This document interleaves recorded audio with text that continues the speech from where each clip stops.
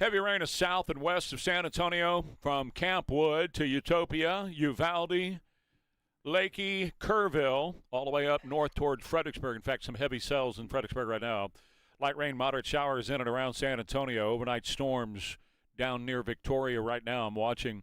The heaviest of all of this activity is west of San Antonio, and it'll be heavy late morning east of San Antonio as this continues to develop over our area, primarily in San Antonio right now.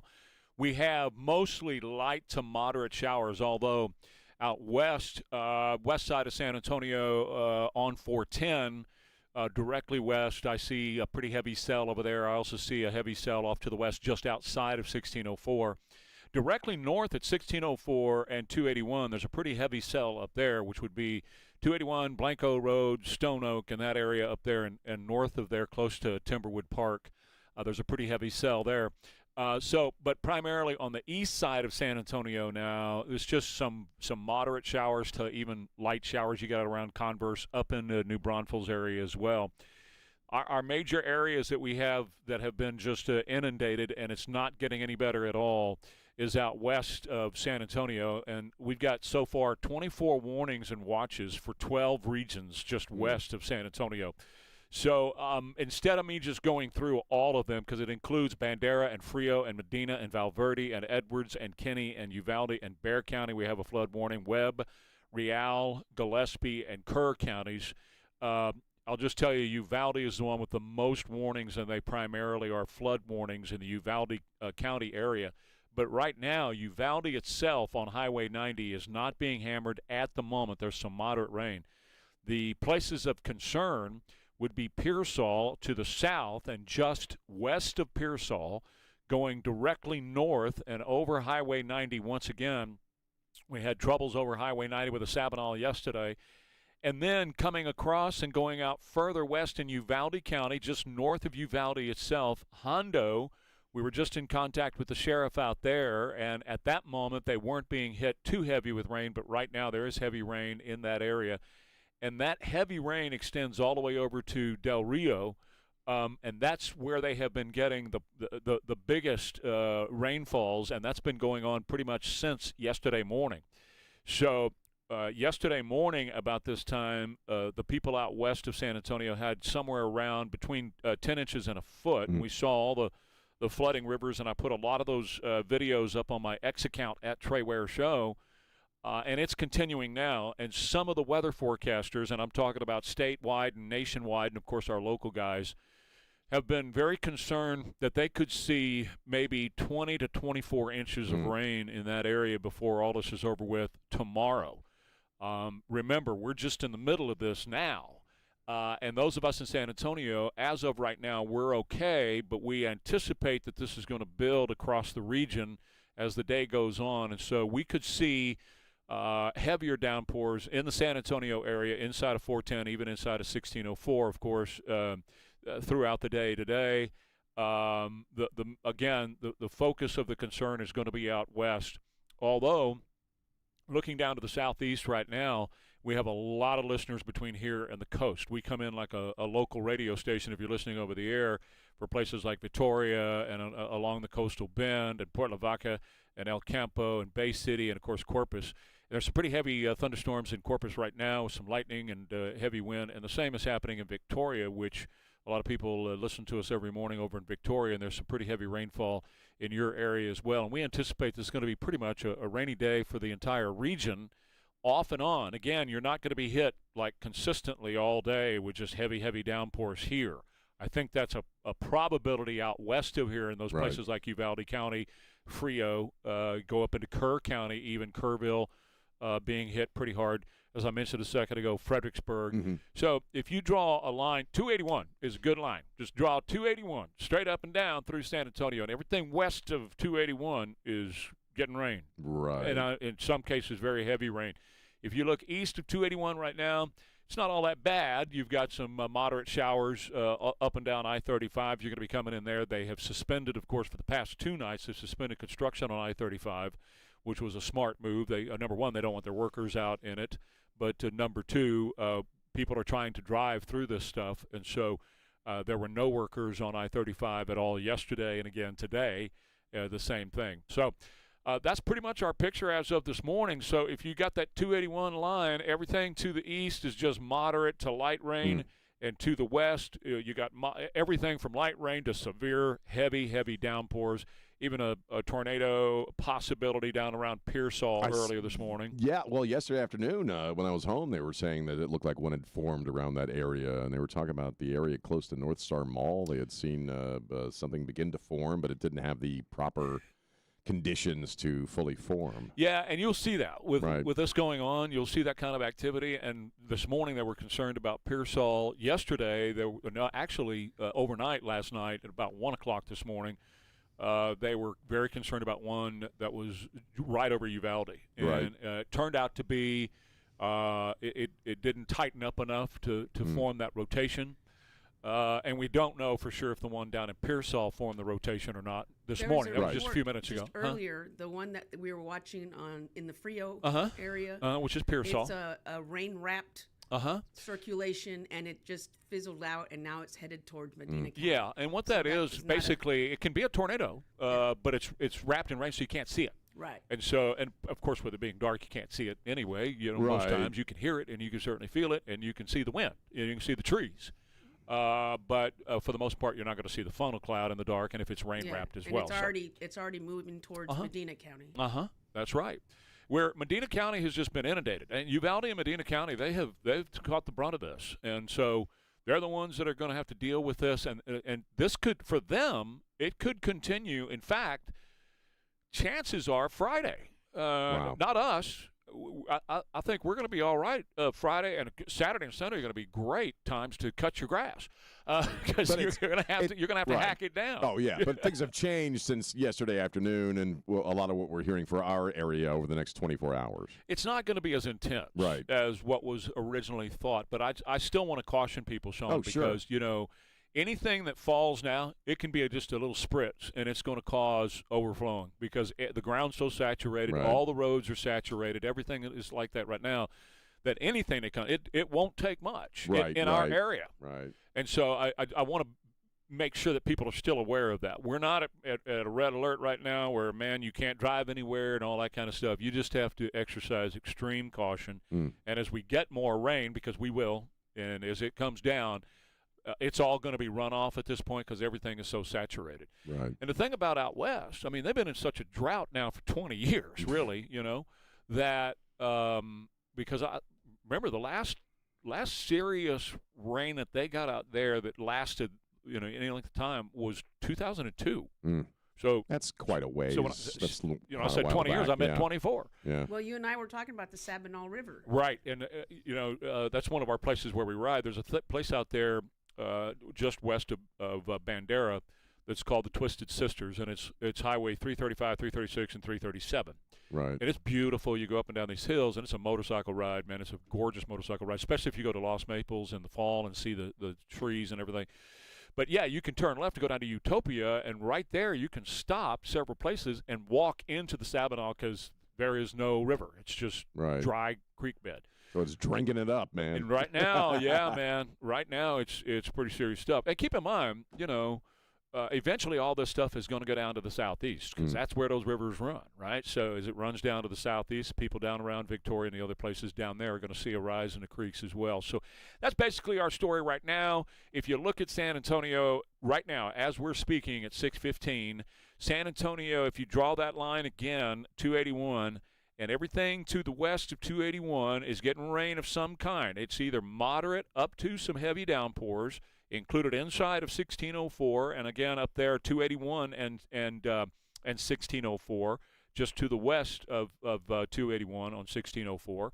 Right over close to your part of the world, you've got some pretty heavy downpours right now on Loop 410, right around the I'd say right around I-10 for sure, right around I-10 and Loop 410. And then even west of there, you're having the same thing. You get close to Helotes, and you're seeing some pretty heavy downpours that are closer to, actually between 410 and 1604, right there off of Bandera Road and I-10. There's some pretty heavy downpours. So yeah, that's my part of the world. well, there you go. So that's what's going on here. We will keep you updated as the morning goes on. I think you're going to be okay driving in this morning, but just be aware any of this rain is going to cause more flooding. And the company you need to get in touch with for all of your roofing concerns with all this going on, of course, is Stevens Roofing. Right here, San Antonio's own Stevens Roofing for 43 years. They have been San Antonio's roofer because they are local. They understand this type of weather. They understand the effects that this kind of weather can have on your roof, and they are the best to come out and take a look at your roof at 210-785-0994, 210-785-0994.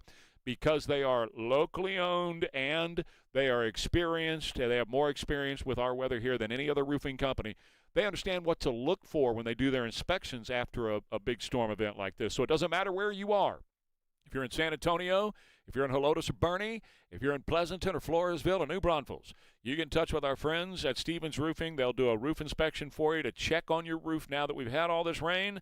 And any repair that needs to be done, they'll talk with you about that. Or if you need a whole new roof, there's nobody better than Stevens Roofing, 210-785-0994. Scattered showers and storms today and tomorrow. Flooding, of course, is possible. Highs of 78 today and 86 tomorrow.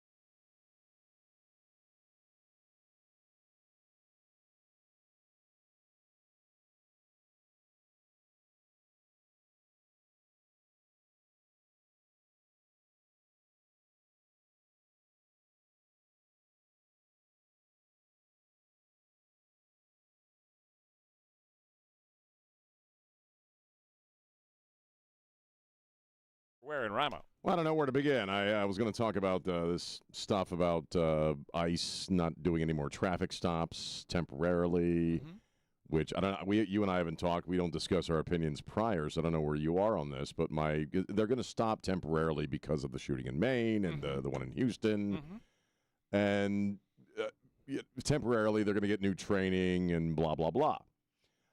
My initial reaction to that, and then I want to see what you think, is the bad guys won. They rammed enough ICE guys with cars, whether they're protesters or actual illegals, that they've S-canned the policy to keep themselves legally safe, and I guess to come back with different protocols. I don't know, but it just feels like they shoved enough ICE guys around with the cars that they got what they wanted.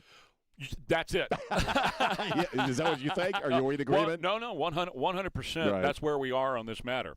And I'll just give you some names, okay? You want some names? Kayla Hamilton, Ruby Garcia, Lisbeth Medina, Rachel Morin, Lakin Riley, Jocelyn Nungare, Jocelyn Toakiza, Melody Waldecker, Molly Tibbetts, and Sheridan Gorman. These are just a few. Just a handful of names of the many, many, many, many, many, many, many, many American citizens who have either been killed or raped or assaulted by illegal aliens who came into this country.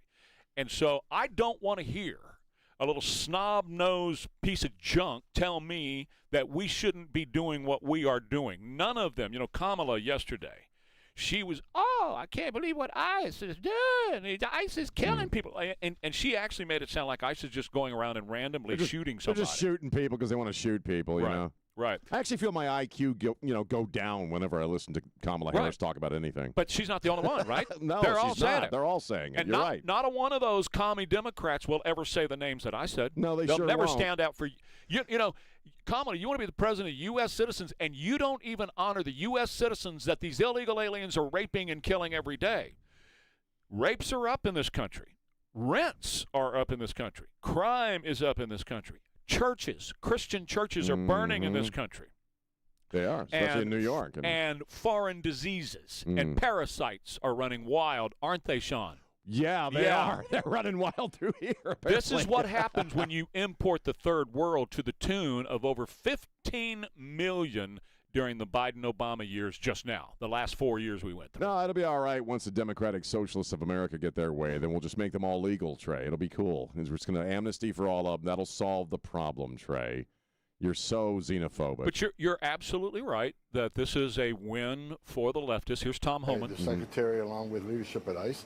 But look, it's not a policy change. It's a temporary pause. Look, we had the last couple of shootings. ICE leadership, along with DHS, believes they want to look at these last couple of incidents and look, is there something that could have been done better? Is there any training that can be improved? Or it's simply ICE doing their job and bad things happen. Well, that's it. That's it. Well, yeah. Didn't you say that PAG said that it was in all the numbers of illegals we've arrested, just a handful of these things? It's like 4,000 a day or something, or I don't know what the time frame was, but he said of all these thousands of arrests, okay, we've had, 4 cases where somebody has gotten injured.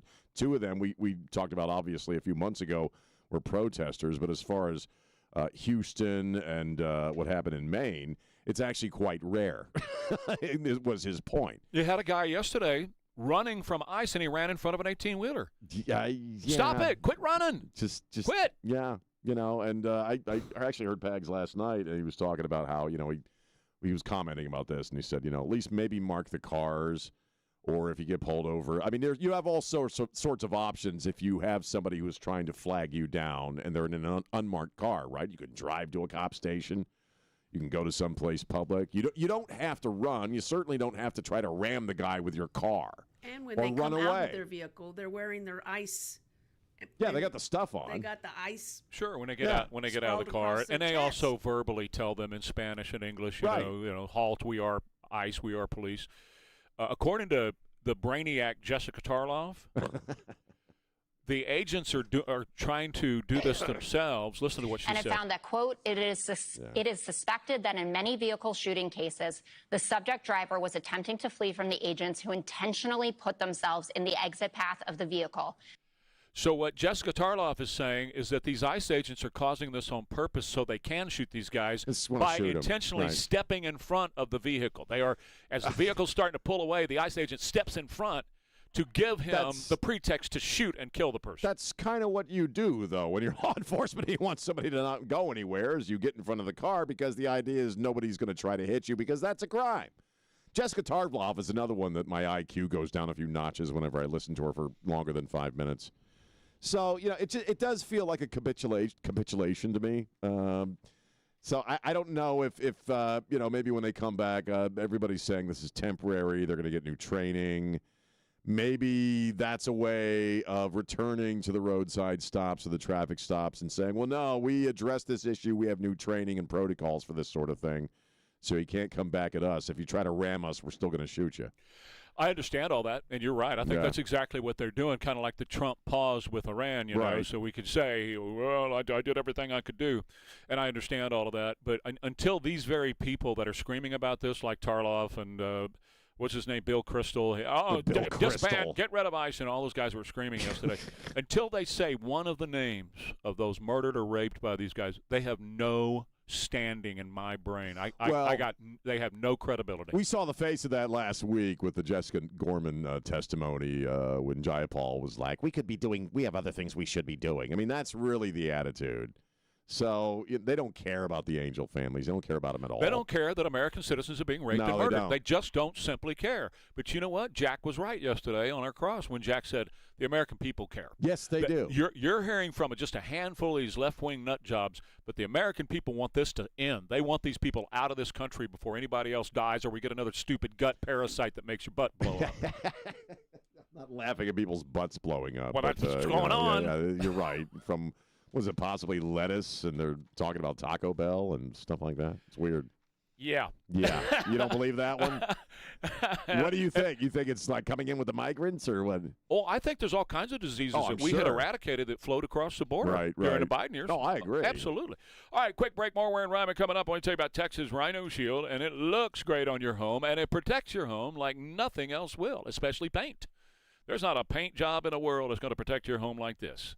When you're talking about Texas Rhino Shield, you're talking about a ceramic coating that's 9 times thicker than paint. I mean, it's tough. And all of this stuff that's going on with the rain and everything else, this Rhino Shield will protect your home from the elements, whether it's the sun's UV rays or whether it's wind blowing sand against your house, any of that stuff. Rhino Shield is going to help protect your home. And I love it because it's guaranteed for 25 years. So when we put it on the warehouse just a couple of months ago, that means I'll never have to touch that house again. No more new paint jobs, no more work, no more trying to get it cleaned off. I sprayed it off the other day. Just took some water, sprayed it off, and it's beautiful. Gorgeous stuff. $2,500 off your project. Family owned and operated. TexasRhinoShield.com. Need a new AC? Right Home Services has a complete install up to 3 tons for just $89.99. It's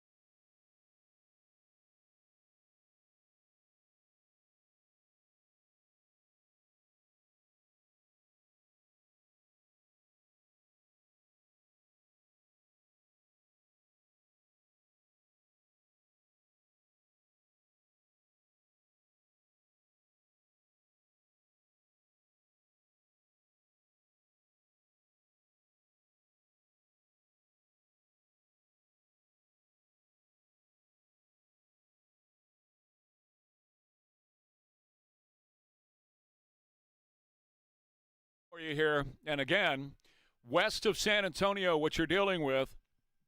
But let me tell you what's happening inside of San Antonio first. We are Ware and Rima, KTSA. I'm looking right now at a pretty heavy downpour that's happening Bandera Road all the way over to I-10 up to 16 between Loop 410 and 1604. Pretty heavy downpour over there. That extends on over to 151 and close to SeaWorld in that area as well. And then outside of 1604, just west of Helotes, a pretty heavy downpour there. And then as you continue on up I-10, before you get to Bernie, so I'm going to call this Fair Oaks. You're going to see a pretty heavy downpour there at Fair Oaks and one north of Bernie as well.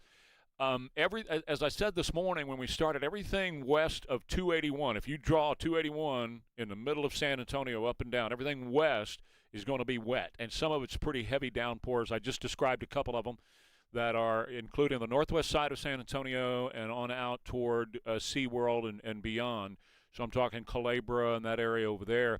And it does extend to the Fiesta, Texas area on I-10, the Rim on I-10.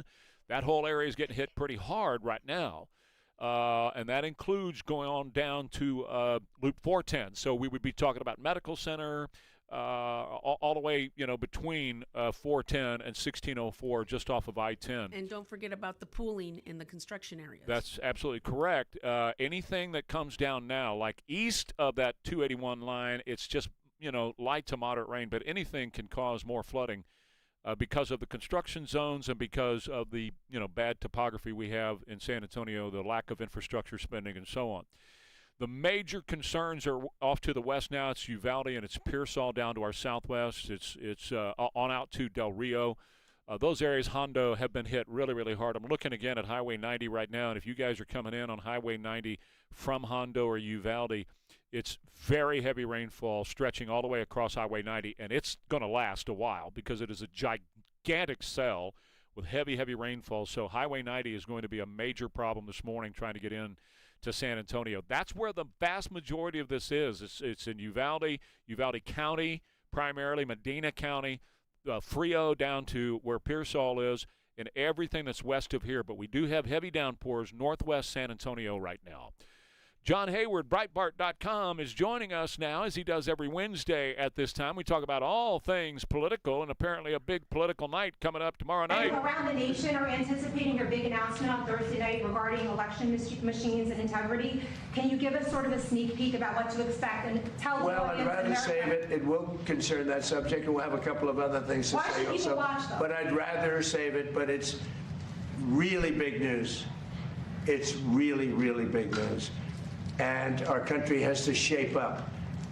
But that's what we're going to be talking about Thursday is it doesn't get bigger because without free and fair elections, you don't have a country. So he's going to be talking about that. Apparently he is going to, John, talk about an election catastrophe in our country and, of course, a warning, foreign interference in 2020.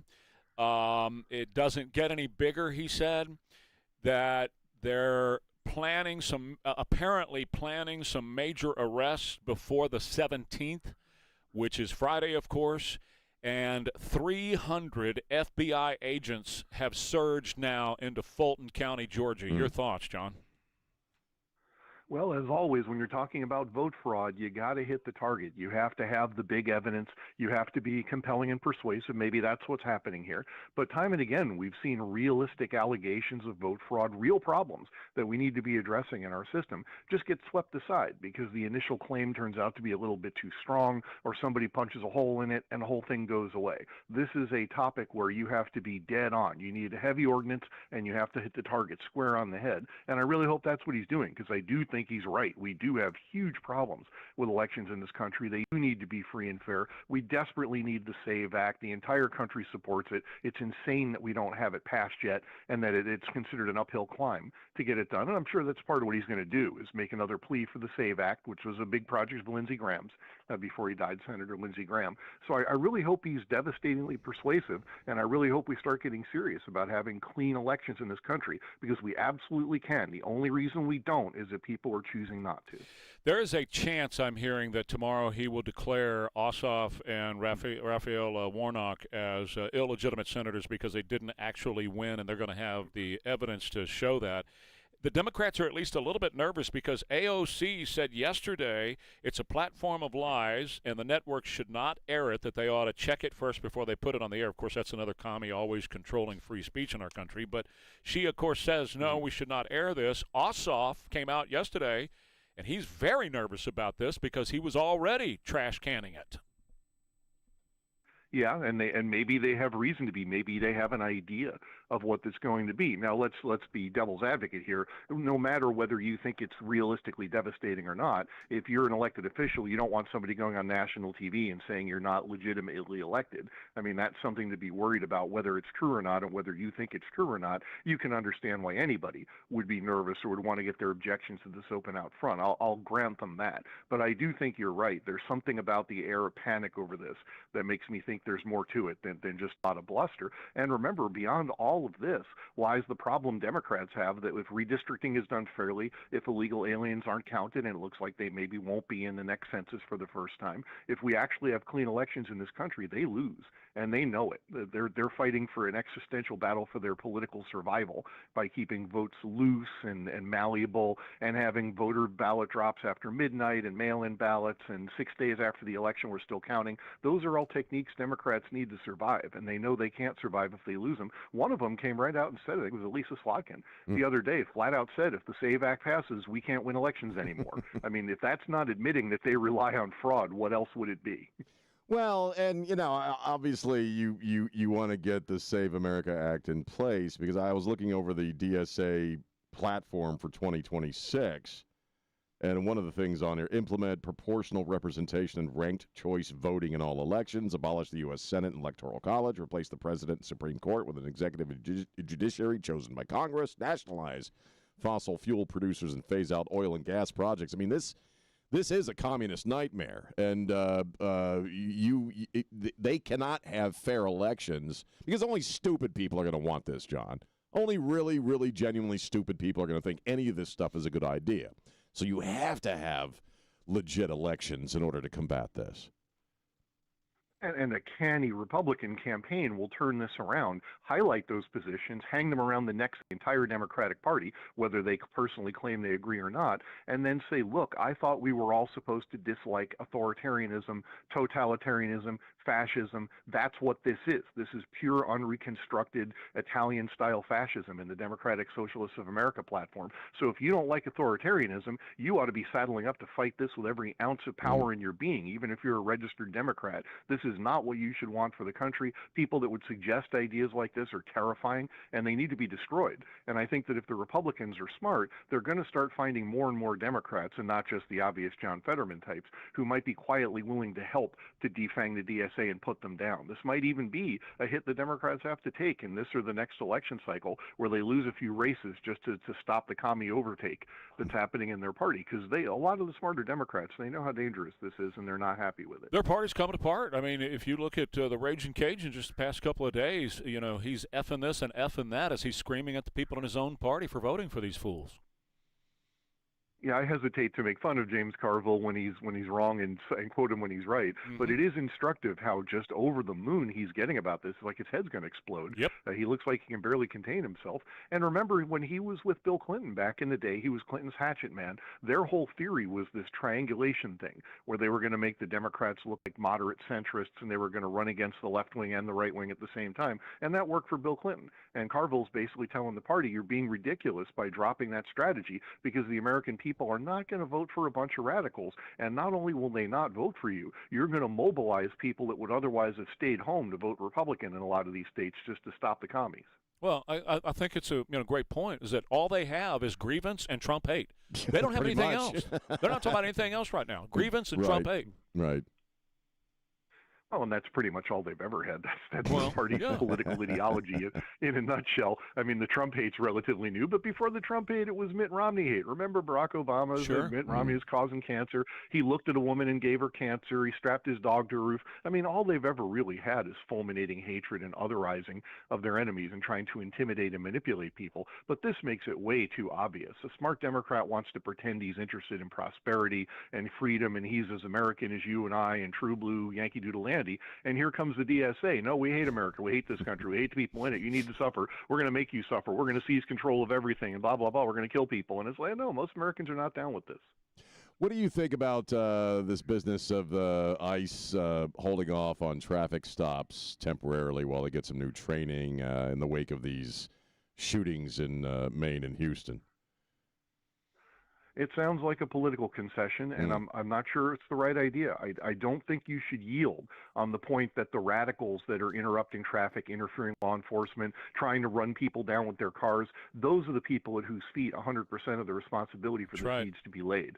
So I'm sure in the interests of comity, they're going to say, hey, we're going to take a temporary break. We're going to improve our training just to try to ameliorate the anger and try to defuse the situation. Right. But I really don't think you should yield on that point. The people that are responsible for every bit of the violence and death in these protests is the protesters. I agree. Well, and I said we both agree because we said that a minute ago, and I'll tell you, when until some of these people like Kamala, who was trashing ICE yesterday, and Bill Kristol, all the others who want ICE to go away, until they start saying names like Kayla Hamilton or Ruby Garcia or Elizabeth Medina or Rachel Morin or Laken Riley or Jocelyn Nungaray or Melody Waldecker or Molly Tibbetts or Sheridan Gorman, those are just a handful of the ladies who have been young ladies who have been raped, attacked, and or murdered by illegal aliens in our country. Those people who are complaining about ICE have no standing until they start recognizing those folks as well. John Hayward, Breitbart.com, as always. Thank you, John. We talk every Wednesday to John right here on KTSA. Thank you, man. We'll talk next Wednesday. Evolve Medical Group. Evolve is here for you, and Evolve can help you in so many ways. In fact, I talked to Rodney yesterday, and, when it comes to my own personal health, I like to share that story with you, because then you have somebody who's actually walked this path and somebody who's been hurt and walked around hurt for quite some time. Spent a lot of time on a football field and race cars and, riding horses, doing all that stuff, ranching. And so, I have my fair share of aches and pains. And there for the longest time, for several years, I was having a hard time getting around at all. But since I discovered Evolve Medical Group, they have really helped me out. And I feel better than I have in years. At 62, I really do feel several years younger. PRP, stem cells, hormone replacement, weight loss with or without GLP-1. I mean, if you need it, they got it at Evolve Medical Group. They're now accepting insurance for IV therapy of all kind, too. So if you have pain or limited movement and you want to feel better and look better, too, reach out to our friends at evolvemedgroup.com. Scattered showers and thunderstorms today and tomorrow. Flooding is possible. Highs 78 today, 86 tomorrow. It's 75 now, KTSA.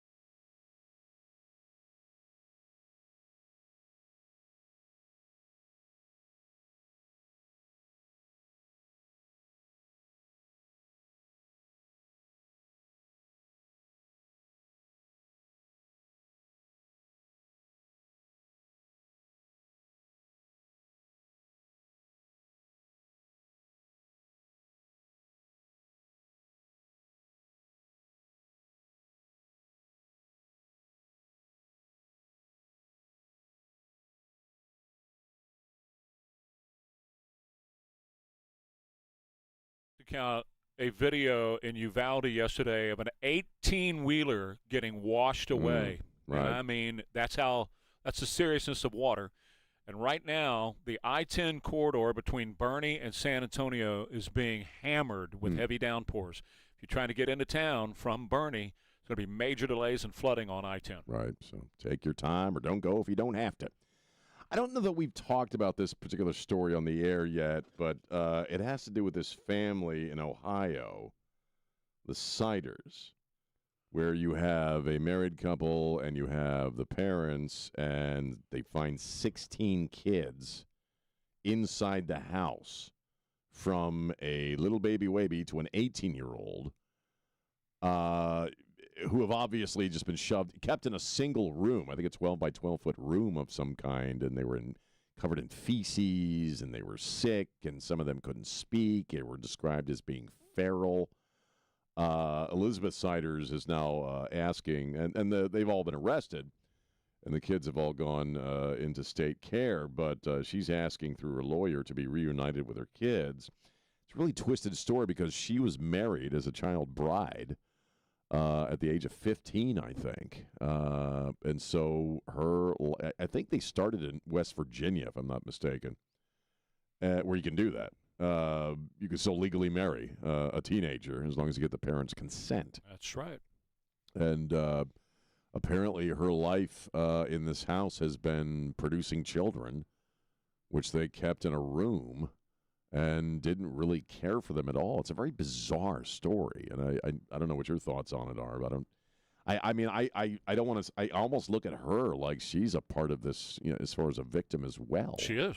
Absolutely, she is. But that doesn't mean you turn the kids back over to her, No. because she's not equipped either mentally, physically, obviously, but mentally and emotionally, right, and maturity. She doesn't have any of that with the skills to render proper care to these children. So, I agree. No, she can't have her kids back. Right. But she's also treat her as a victim as well, because that's the way she was brought up, and that's what she's going through right now. She doesn't know anything different. No, she doesn't know anything different since the age of 15, and it's a real horror story. It This is is the kind of stuff that you would see in a movie and not believe would ever actually take place in real life. It's terrible. But how? I mean, an 18-year-old for at least 18 years. Mm-hmm. Okay, they have been producing children in this house. Mm-hmm. And keeping them in a room, and nobody knew they existed. Nobody knew that. They moved around quite a bit, I understand, like half a dozen times over the years. Well, they had to know it was wrong to keep children in a house like that. They had to know that was wrong. So I'm not excusing her of that when it comes to culpability, but I'm saying that she's probably got the mental capacity of maybe a 5-year-old or a 6-year-old. I don't know. Yeah, I mean, how would you can't really describe that as anything other as far as marrying her as sexual abuse. And the abuse that, we don't even know the full extent of this story or what happened over those 18 years. Correct. But it really creeps you out that in the year 2026 this kind of thing can happen. Yeah. No, we have rules and laws set up in place for just this kind of thing, and you can't allow her to have her kids back. Oh, no, I agree. Yeah. You have to draw the line there and say, for the welfare of the kids, I'm sorry, but you can't. And then get her the help that she is going to. Obviously, she needs a lot of help herself. And maybe look at the husband and see what his situation was, and somebody has to be held responsible for locking those kids up in a room because they knew that was wrong. They had to have. Of course they had to have known it was wrong. This is a very complicated case. My question is why? Why would you do that? What do you you know what I mean? That's your life for almost 20 years, all 4 of them. Yeah. Beyond the 16 kids. That's why I'm saying it's a sickness. And it's a mental situation. That's why it's so complicated on how to deal with it. Well, you wonder if after the first couple of kids were born, if they just figured they couldn't possibly let anybody know what was going on, and so they just – but then they had, 16 kids. They'll have to decide. Yeah, I know. It's huge. It's an awful story. It's terrible. We're seeing, but you know what? They'll have to discern with interviews with them as to why they would do that, because you and I can't even speculate as to why. Yeah. But, we're seeing more cases like this. We had one, I think, in Texas like a week or so ago where they found a kid in a trailer or something, and the kid hadn't been cared for and was covered in crap and stuff. You're just seeing more and more of this, it seems. Or is it just like a lot of other things that start to happen, and then the media latches on those. It's always been the same way, the same numbers, Perhaps, maybe not more. I don't know. We don't know if there's been an increase, but the media starts to go, sure. You always kind of have to filter it through that, but I don't know. It's disturbing as crap, though. We see that in the cruise industry. You know, you have one incident in the cruise industry, and then all the cruise ships have got problems. Right, got diarrhea, and people are jumping off cruise ships left and right. Well, I hope to the media. it's that. Right. I hope that's what it is. Exactly. Because the information we get, I was looking at the Mamdani story where he's talking about rapes in New York and how, we've changed the definition of rape, so that explains the higher rape and he's ratio. Full of it. He's full of it. That's a lie. He's full of it. All right, more Ware and Rima coming up. KTSA. Can I get to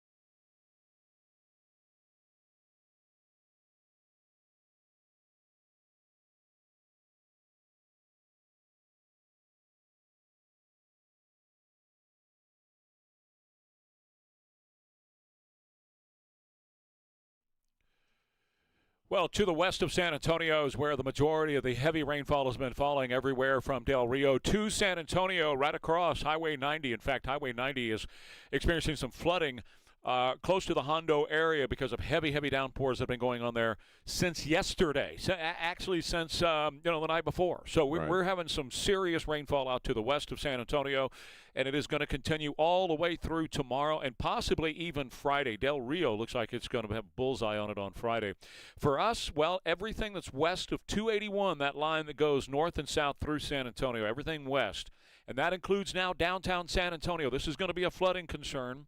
I-10 through downtown, the lower levels of I-35 in downtown San Antonio as well. We're seeing these storms starting to form on top of the other storms, and we call that the training effect as it continues to build behind a storm that already exists. And then if you go up to the northwest of San Antonio as well, right around 1604 and I-10, and on I-10 between San Antonio and Boerne, very heavy rainfall in some spots across there, everywhere from Fair Oaks all the way up to Boerne. So I-10 is going to be a slow go trying to get into San Antonio this morning. And then between I-10 and Highway 16, which of course runs up through all the way up through Bandera and so on, there's some pretty heavy downpours in that area as well. So you guys up in the Helotes area and north of Helotes, you guys are experiencing some heavy downpours right now. Out to our east, if you go directly east of San Antonio, 87 in that area out there, get out close to Stockdale, Nixon, places like that, some heavy downpours out there as well. Sutherland Springs, we see some heavy downpours in that area. So those of you there, you're dealing with that at the moment. All the way down to Victoria, down to the Coastal Bend area, we're seeing some heavy thunderstorms in those areas as well. Very heavy downpours. The east side and northeast side of San Antonio has just got light to moderate rain all the way up the I-35 corridor past San Marcos and into Austin right now. It's just light to moderate rainfall happening there.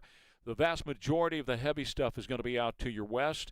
We're talking about Boerne. We're talking about east of Boerne. There's a pretty heavy thunderstorm that's going on right now. And all the way up through I-10 on Kerrville, up through the Kerrville area. So that's having some very heavy downpours at the moment, too. This is the way it's going to be throughout the day today into tonight, and even for a little while tomorrow for us in this area, and then it continues through Friday for the people there. And we're going to stay on top of it and continue to let you know what's going on. Meanwhile, President Trump is striking at Iran. Here he is with Trey Yingst. How would you describe what is happening at this moment? Has the war resumed? Well, I guess you could define it any way you want, but certainly we're beating them up really badly. They have to be beat up. We're hitting them very, very hard. We're hitting every single thing that they have along the shore, along the waterfront.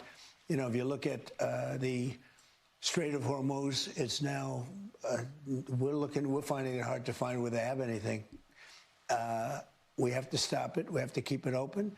I was going to charge a fee, but instead they'd rather spend a lot of money in the United States, which frankly is better because I don't like the idea of a fee.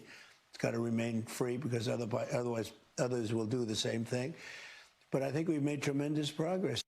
Making progress is what the president is all about with Iran right now as he continue. And what does he say about the strikes, and will they continue on? Will these strikes continue? They'll continue until I say it's enough. I mean, they'll continue. They've been, the word the military likes to use is degrade. They've been degraded to a very low level. And they have fight. You know, it's like a great boxer. You think you have him beat, and then all of a sudden he comes back and he gives you a shot. They have some fight left, but they don't have much. And their weapon degrading has been incredible. So here's where we are. The blockade is in effect. The strikes were happening last night. Middle Eastern countries are welcoming what the president is doing with the Strait of Hormuz because this is not a shutdown of the strait. The blockade is only blocking Iranian ships and those who are doing business with Iran. Otherwise, the strait is open, and our Navy is guaranteeing that. And the energy infrastructure and the bridges will be next, the president said. He's gone now to telling them what we're going to do next. Yeah, I think he gave them a deadline of next Wednesday where they'll start hitting the power grids and the bridges and all that stuff. And that's kind of the beginning of the end game, I think. Oh, sure. And we talked about the 20% toll yesterday, and I said, this is the art of the deal. Everybody read the art of the deal. I've read it like 5 times, and sure enough, instead of a 20% toll on the ships going through the Strait of Hormuz, he now says, well, I backed off from that. You know what? All these countries came to me and said, we're going to invest billions of dollars in the United States, and I'll take that. That was the whole plan all along. That's how Trump art of the deal. Read it, folks. He does what he has to do to get the result that he wants, and he was talking about that with the Prime Minister of Iraq yesterday as well, about all these other countries wanting to invest in America. So, I hope that's what's going on, that he's very artfully, winding them down or doing the anaconda idea that we talked about the other day, where you squeeze them to the point to where they just can't respond in any way, shape, or form. I don't know. I hope that's the way it's going to go. Well, one thing we do know is that oil-producing countries over there in those Gulf states, they are rushing now their pipeline program that they have been working on since 24. They plan on finishing a lot of it by 27, and in fact, they're going to divert about 45% of their oil past the Strait of Hormuz through these east-west pipelines by 27. It'll be 60% of that oil by 28, and the pipeline is 50% complete right now. So basically, when they complete these pipelines, the Strait of Hormuz is going to become irrelevant for oil. Now, it's still going to be relevant for things like fertilizer and plastics. A lot of fertilizer and plastics go through there. Yeah, and all the goods that go through there in general. That's what I'm talking about. But those are the big ones right there that really hurt. But the oil is going to be diverted through these pipelines to a large degree, a large measure. And so never again will anybody be able to hold the world hostage, the world's oil hostage, by shutting down the Strait of Hormuz. No, and I think that's been his idea from the beginning, is that they had their foot on the neck of the world because everybody needs oil, man. We need it. And he is working it on many different levels to take that away from them, which is a good thing for everybody, for the global community. All right, let's get a quick phone call in here before the break. Benji, you're on KTSA. What's going on? Good morning.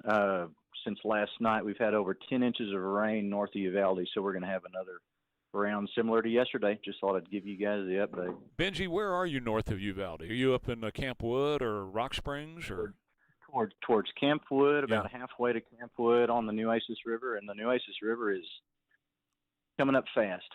I saw some news about Chalk Bluff having a huge rise there, and that's interesting because you can set a lawn chair inside of Chalk Bluff on a regular day, and sit there and just pull the catfish out of the water, but not right now. It's flowing pretty heavy, I saw.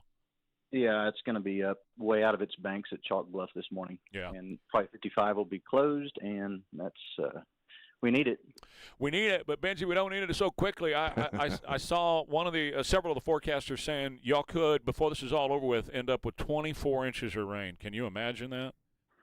I can see it happening at this rate. All right, be safe. Thank you, Benji. Appreciate the call. More Ware and Rima coming up. KTSA, scattered showers and storms today and tomorrow. Flooding is possible. The high is 78 today and 86 tomorrow. 75 right now, KTSA.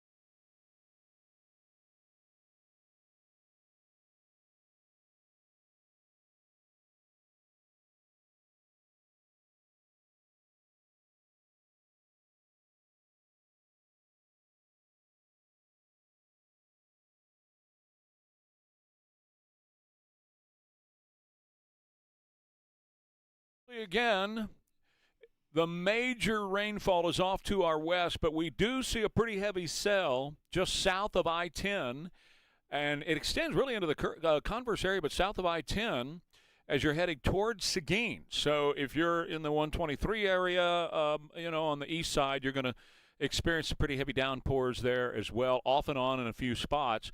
But the vast majority of this is in northwest San Antonio, on the west side of San Antonio around Loop 410 and Marbach, places like that. If you're having to go over to Lackland, you see it over there.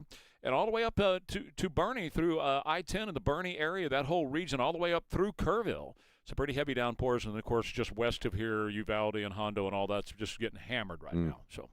Well, I got a couple of food stories. Let's talk about food. Taco Bell has pulled certain ingredients and products from its menu in the Midwest because of this, exploding diarrhea thing, this exploding diarrhea parasite. We have somebody here at the station who is experiencing this right now, which is a miserable way to have to go on the air, man. I think you really can't get anything worse when you're a radio person than something like that.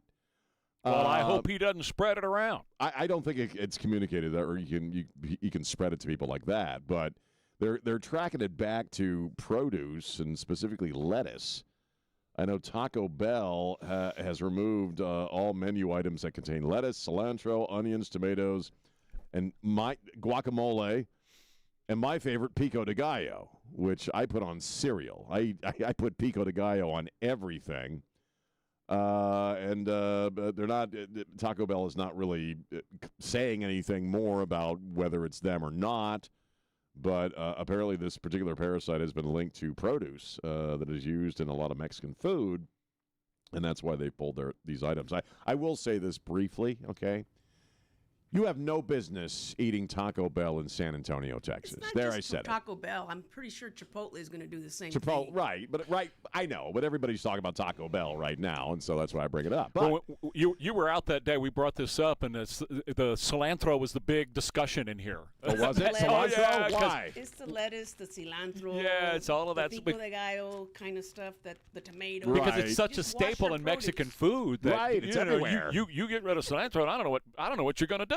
In San It's in your Antonio, hot sauce. You put that in your iced tea in San Antonio. Cilantro's a food group here. You know what I mean? I love cilantro. I love cilantro and pico de gallo. I put it on everything. Start talking about this, and my Howard Hughes has to bring out a Clorox. See, now she's like spraying everything. I don't think people can pass it to each other that way, can they? They can.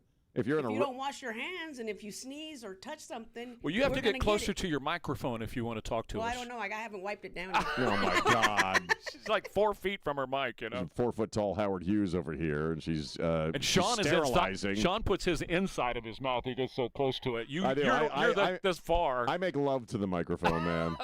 I make love to the microphone. I want a relationship with the microphone.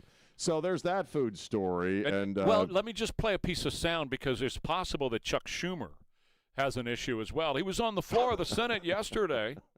Here he is. On Iran and the NDAA. When No, I missed. Are you serious? You want me to play it again? Yes. All right, everybody turn your radio up because I think Chucky may have gone to Taco Bell. On Iran and the NDAA. When all the Trump administration... Oh, God. Chuck Schumer was at Taco Bell yesterday at about 12 noon. He's lighting up the chamber there. Seriously. That happened yesterday. On Iran and the NDAA.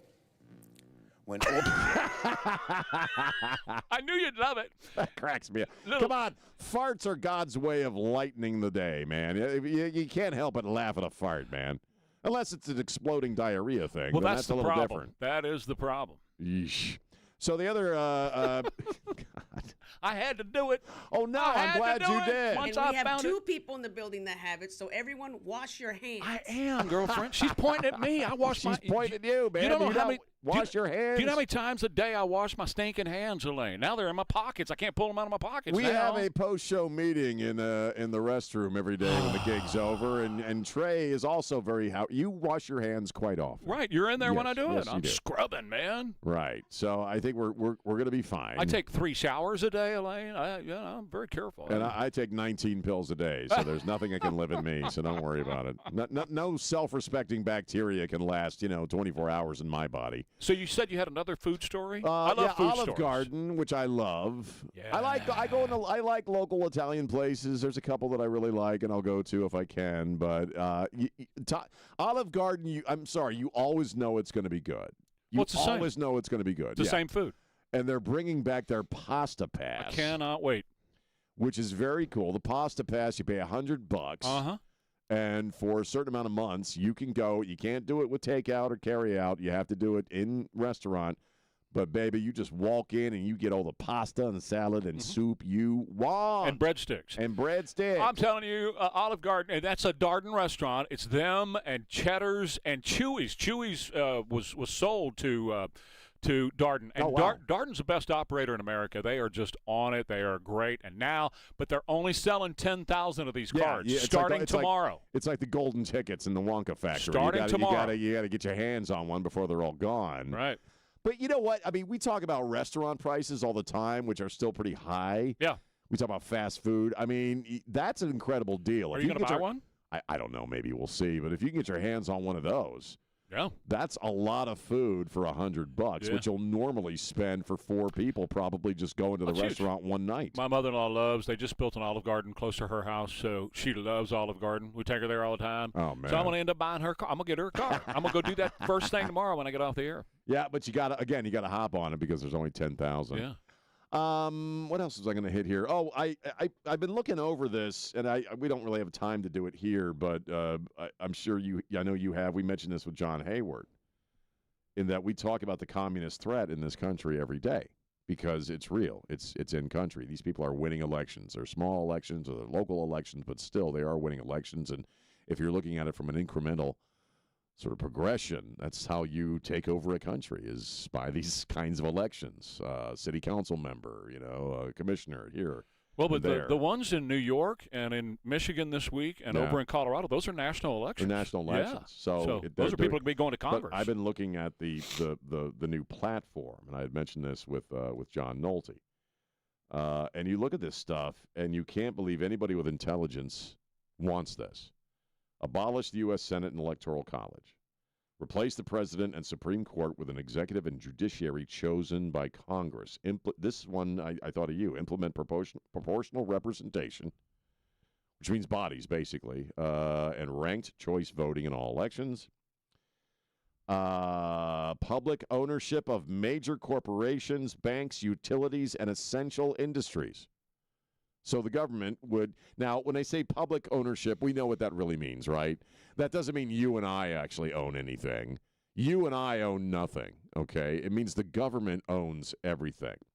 They couch it in this idea of its public ownership, which they did during the Soviet Revolution, and it's not that at all. Nationalize fossil fuel producers and phase out oil and gas projects. So you have to get rid of the energy industry because, in a sense, if you think about it, whether you're somebody who is part of that industry, either through your job or investment, or if it's about just being an American and having the ability to get into a car and go someplace you want to go, all of that would be swept away if these people came into power. Limit maximum wages. You'd only be able to make so much money, Trey. Right. And then they'd cut you off. Enforce strict corporate regulations, which would be meaningless anyway because they would own all the corporations. There wouldn't be any quote-unquote corporations anyway. Medicare for all. This is where they get the stupid people to vote for them, though. Medicare for all and tuition-free higher education. Abolish ICE and deportations. Provide universal amnesty for undocumented immigrants. Full gender-affirming care for minors and incarcerated individuals and decriminalization of prostitution. Right.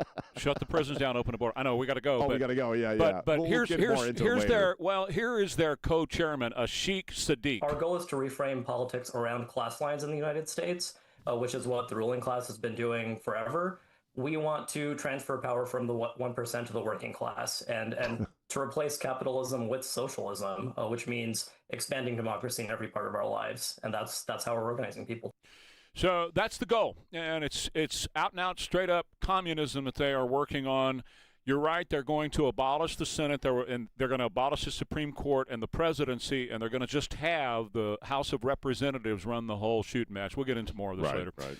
Meanwhile, Window World is here for you. And, you know, when you look at the Window World windows on your home, what you're going to see from the outside is just how beautiful they are, because they're gorgeous windows. In fact, there's not a more beautiful window that's being manufactured in the country today than a Window World window. And you get them in all the colors.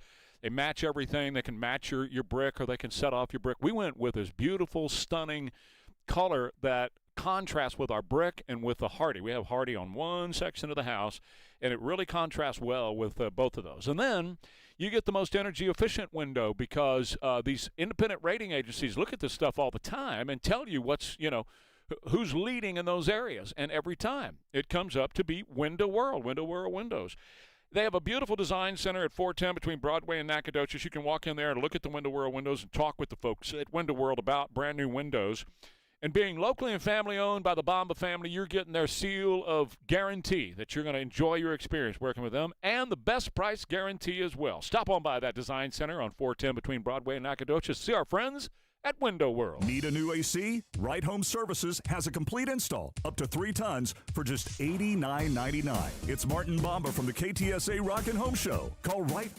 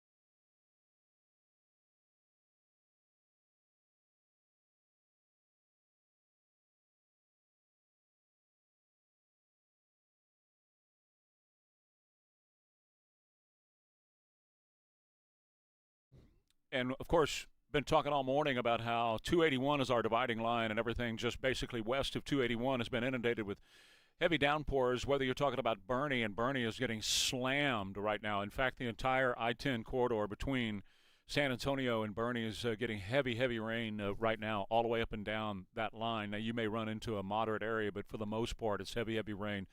All the way up, extends through Kerrville, guys, and almost all the way up to Fredericksburg. Fredericksburg's getting wet right now, but not to the extent that, say, Kerrville and Bernie and on into San Antonio is on I-10 all the way down to 1604. It covers the medical center area just west of I-10. So if you are in the medical center area, you're going over there this morning, you're going to have a heavy downpour you're going to have to deal with. So that's northwestern Bexar County that's going through this right now. All the way up to the county line, as a matter of fact, and up into Kerr County. We see some pretty heavy downpours there. Gillespie County, the same. And if you follow the map over to the east, same thing is true of Comal County. That was yesterday. We were talking a lot about 1863 yesterday and Smithson Valley in that area. Again, heavy downpours in that area all the way up through 46, and that extends all the way over to right outside, just west of New Braunfels. In fact, the I-35 corridor just south of New Braunfels and headed into San Antonio is being hit with some pretty heavy downpours right now. So I'm talking about all those areas up there that you would normally think of when you're thinking about south between New Braunfels and, say, Garden Ridge, Schertz area. Pretty heavy downpour between those two spots on I-35 itself. That entire area out there is also receiving moderate rain, and some of those downpours are heavy, particularly on I-35. So that's going to take you some time if you're trying to come in from New Braunfels, San Marcos, even Austin. And over to the east side, it really wasn't much of a concern earlier, but I've been watching the buildup that's been going on the east side now, and I see some pretty heavy buildup. By the way, 410 and Callahan, pretty heavy downpour there, and one of those lanes shut down. But go back to the east side of San Antonio. I'm talking about I-10. If you're headed in or out on I-10 and you're close to, say, Flying J, the big trucker stop over there, Zool, Marion, that whole area with the New Berlin, there's some pretty heavy rainfall that's happening there. So I'm thinking about Highway 78, which runs all the way to Seguin, out of San Antonio and on over to Randolph. There's a pretty heavy downpour that's going on right now, particularly on I-10. Now, the problem with that right now is that there's a lot of construction on I-10 in the Seguin area, and there's a lot of barricades up on both sides, and that thing just becomes a literal lake. I'm talking about between 123 and 725. McQueenie is there, and, of course, the river runs through there as well, and it's being hit real heavy with showers right now. If you're over there on I-10 in the Seguin area and on into San Antonio, pretty heavy downpours are happening there, which we didn't see earlier this morning, but they have developed and moved on up. Also, southeast side of San Antonio, 87, on down to Rigsby, W.W. White, that area over there. Some pretty heavy downpours that are happening right along 1604. So you're going to be talking about Lone Oak out there and China Grove, places like that, pretty heavy downpours. So all of that over there is getting hit really hard as well. So, and this is going to be our story throughout the day today, where this stuff is just going to continue to build on top of the others. We saw that happening early this morning in downtown San Antonio. So it will rain itself out, and then there'll be others that will build back on top of that. And your visibility really is starting to get down to almost nothing now. When you're talking about some of these roads you're trying to drive on, some of the rain is so heavy you can't even see through the windshield, even with the wipers on high. So it's just one of those days where you're going to have to exercise extreme caution. And as I've been saying this morning, Sean, any kind of rain, because of all that we've had the past 36 hours, any kind of rain that comes now is just going to be runoff and flooding. Right. And that's what's going to be the problem. Yeah. Especially if you go through construction zones. And I have, as you guys hear me talk about all the time, I have a huge concern about farm-to-market roads in rural areas. When you talk about places, one of the most famous that I travel a lot is Purgatory Road. It's got a lot of dips in it, and those dips are high water when water starts rushing through there. But there's a lot of those all over the place, and particularly up in the Bernie area. If you're trying to get through or to Bernie to I-10 to come on in, you're there by Jennings Ford and that whole area there. Toyota dealerships across there, and Mercedes is right there in Bernie. You know what I'm talking about? It's 46 and I-10. That's the place that I'm very concerned about right now, where a lot of people try to get down through I-10 on that corridor through there, and then you get to the Dominion, and then you get to the Rim and all that kind of stuff. Water just builds up on I-10 in a hurry in that area, so you want to be very careful there. So it's all around us. Well, we were talking yesterday, and especially up in the hill country, and I know you see this. I really kind of just know Bandera Road going up towards Bandera and Medina, and it's getting hit. And you have these dips where these creeks are, and you're trucking along, and all of a sudden you're in a swimming pool basically because it's crested the road. So you just got to be real careful, man, if you have to be out and about there. So take your time. Or don't go at all. Stay home. Well, if there's, if you're in those areas of major concern, the one area that's kind of open and free right now is southeast San Antonio. So if you're talking about, Brooks City Base and all that kind of stuff, Southeast Military Drive, Macrelis, all those things over there, they're in pretty good shape down there. Stinson Airfield, right? All that's in pretty good shape right now.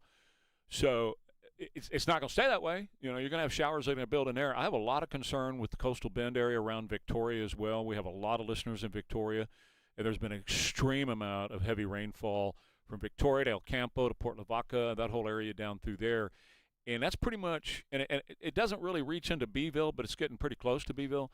And that's pretty flat land. I mean, you experience some flooding in a hurry there because there's nowhere for it to run off. It just lands there and stays. So essentially all of this we're hoping is going to be wrapped up on Friday, right? Well, yes, to a certain extent. For us here, I think we're clear on Friday. I think it's going to be gone by then. We're going to be dealing with runoff and all that stuff that's falling up around Bernie and Kerrville and Fredericksburg. It's going to be rolling our way through the Guadalupe and all that stuff, down our direction. Cibolo Creek, when you talk about I-35 and the Cibolo Creek, Evans Road, all that, you're going to have to watch that very carefully for the next coming days because all that water heads southeast, heads towards Cuero and Gonzales and down through Victoria and all that. But as far as the western portion, they're going to be dealing with this on Friday, too. Yeah. So you're talking a good solid 4 days. That's a lot of rain, man. Well, it's a lot of water. As I was telling one of our callers, and Benji, give us a call again tomorrow, Benji, because you were just great. He's out just north of Uvalde, and he knew a lot about Chalk Bluff. And one of the things I was telling you, you can set your lawn chair, on a typical day, you can set your lawn chair in the river at Chalk Bluff and put you a stringer on there and pull catfish out of there all day and just put them on a stringer all day long. Because it's got maybe 6 inches of water. Now it's a raging flood in front of Chalk Bluff. Right, it's over the banks in front of Chalk Bluff, so it's a tough one. But it's going to continue that way through Friday over there, and there's forecasters saying that they could see 24 inches of rain before they're all said and done with That's a lot. Pretty biblical. 2 foot of rain, man. That's what we were hearing yesterday. The word I kept hearing yesterday was catastrophic. It is. So, out 500 years, out there, worse than, one of these 500-year floods they were calling it. Well, and that's true, and you're talking about level 4 out of 4 levels. That's flooding. About as bad as you can get. So, that's when they call it a level 5. Well, there is good news. God never told us he would do that to us again with the water and flooding of the earth. So hopefully it's not going to ever get that bad. That's what the rainbow means, right? Well, that's what the rainbow means. It does kind of make you ask what's the next way he's going to do it if you're not going to use water. I thought it was a big serpent that was supposed to come out and a big dragon and stuff. Perhaps. We will see all of that. Yeah, that's 7-headed dragon. I think it's underneath Antarctica, and that's why we're keeping it frozen. And worried about the sea levels. He's locked down. And I'm looking at northwest Bexar County right now, far north Bexar County, and you see some heavy flooding and a lot of stuff. When you start talking about some of those places out there, again, those rural roads, you get off of 281 and you start talking about some of those back areas back through there. They have some gorgeous places, but you have a lot of high water areas, so you got to be cognizant of that. Yeah, the TV's got a flash flood warning now in effect for Bexar County. It's doing the red creeper across the top of the screen there, so till about 1 o'clock this 1 o'clock. afternoon. Okay. So it's going to stick with us for a while. Christina De Leon is out there in the rain once again.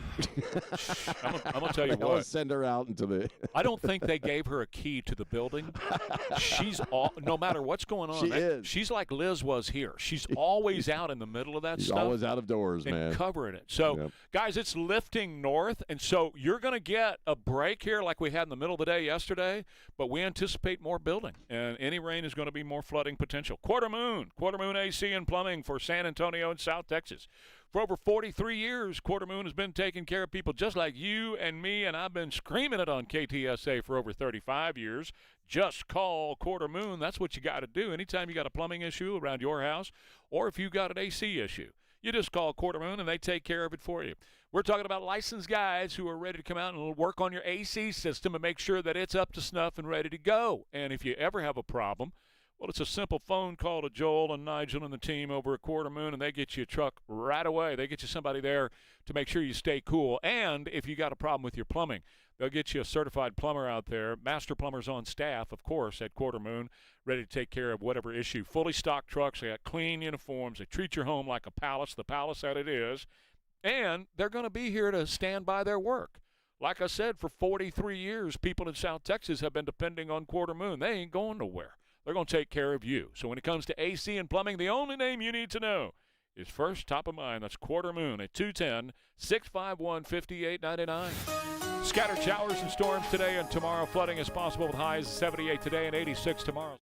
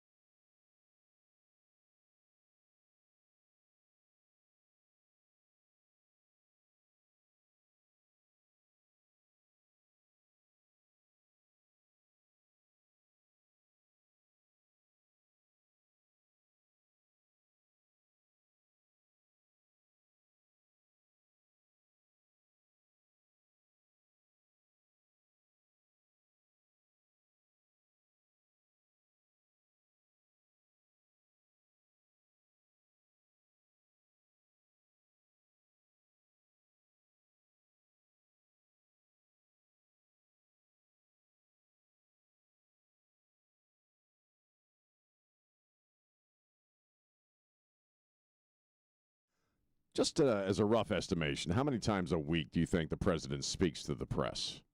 Just in general. Almost every day, doesn't he? Who knows? Yeah. Almost every day. Multiple times. The door's always open. He was on with Trey last night. I watched the appearance with the Iraqi president, and he took questions for about 30 minutes. Every day. And normally, yesterday was relatively brief, the press briefing with the Iraqi president. But normally, that guy will go on. I mean, we talk about it all the time. He'll go on for an hour and a half talking to the press. And he talks to members of the press that he doesn't like.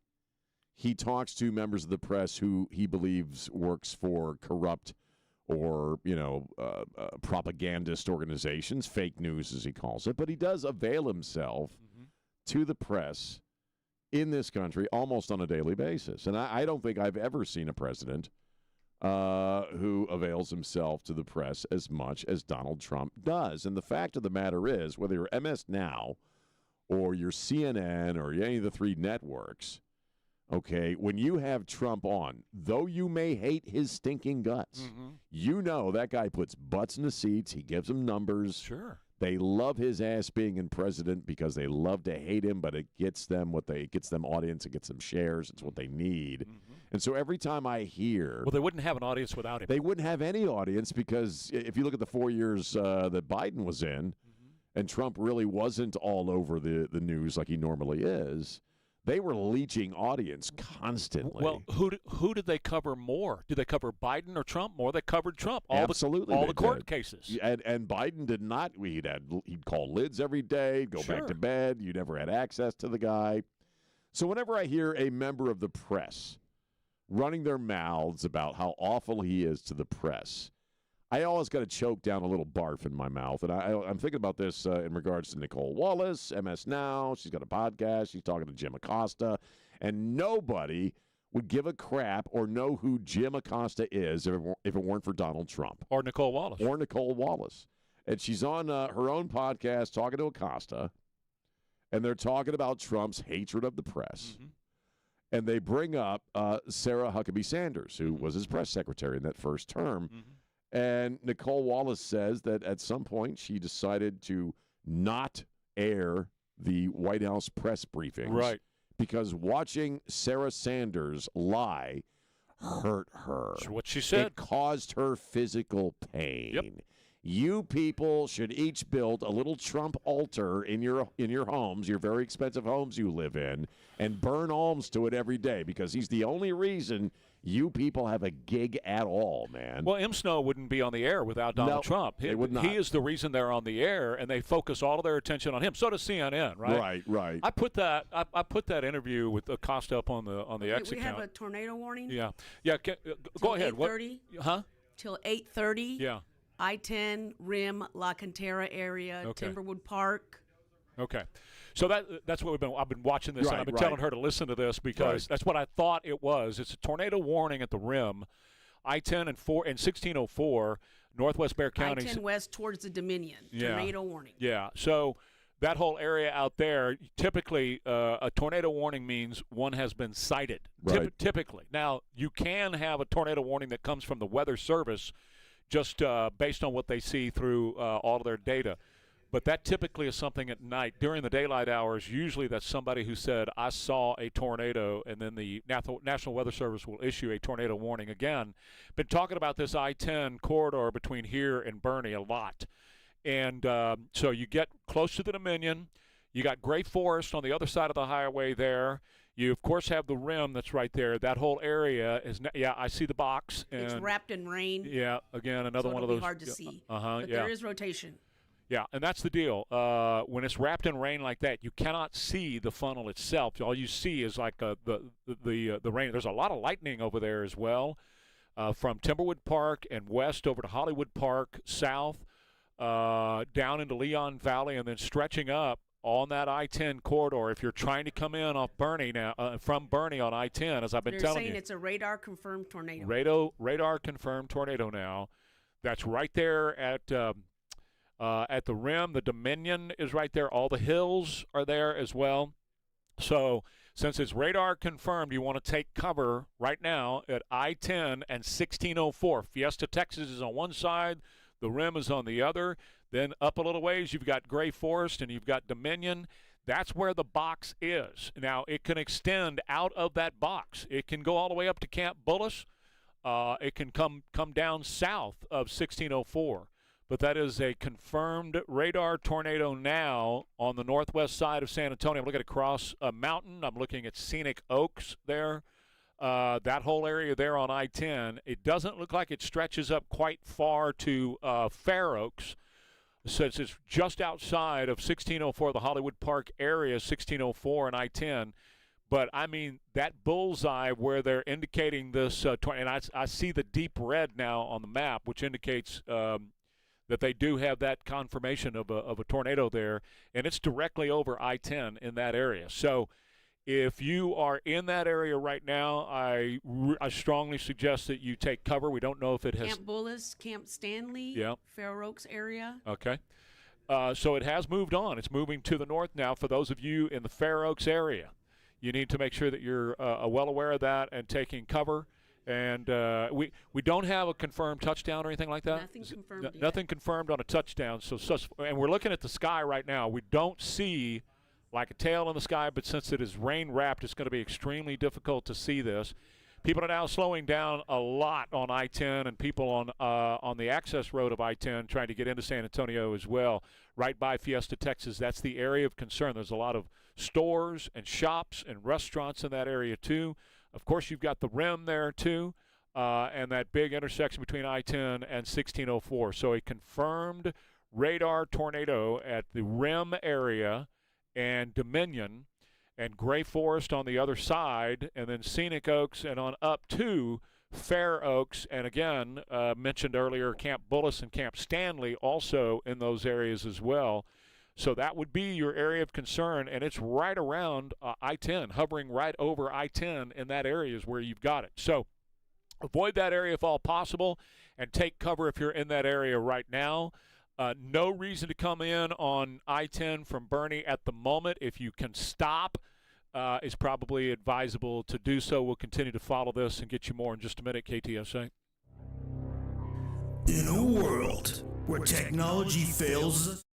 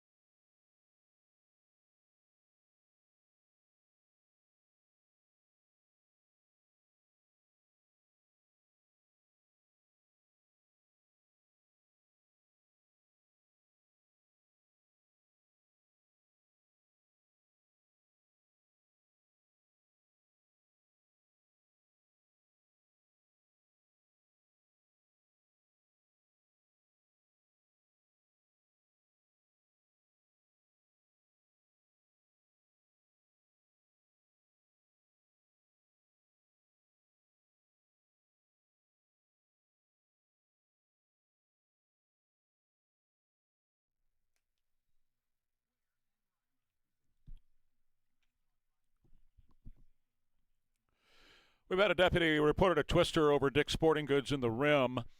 We don't know that if it made touchdown at all. Apparently, it started on the other side of I-10 where Fiesta, Texas is, came across between Fiesta, Texas and Gray Forest and La Cantera, came across I-10 and went right over Dick's Sporting Goods. Lowe's is right there next to Dick's Sporting Goods, and, of course, they got the theater there. And it continued on in a northwestern pattern, heading up toward the Timberwood Park area. Of course, it's no confirmation as to whether or not it touched down. There are eyes on the ground trying to figure out if, in fact, it did touch down. Doesn't seem to be any damage right now at the rim. But you've got Camp Bullis there that's behind that area. You've got the Dominion there, and it's moving up toward the Fair Oaks area, if indeed it still exists.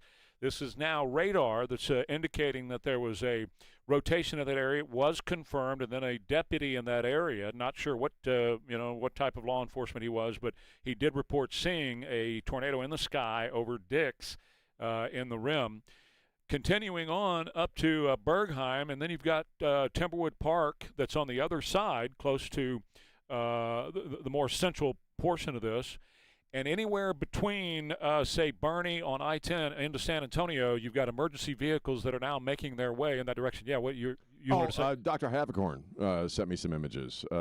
He was around, I-10 and 87, La Cantera, and he said he thinks he saw something lift off the ground, but he can't be certain. There's a bunch of debris on the ground by my office, and they closed the overpasses. Looks clear now, but he said he saw a stalled car and some high water in the access road.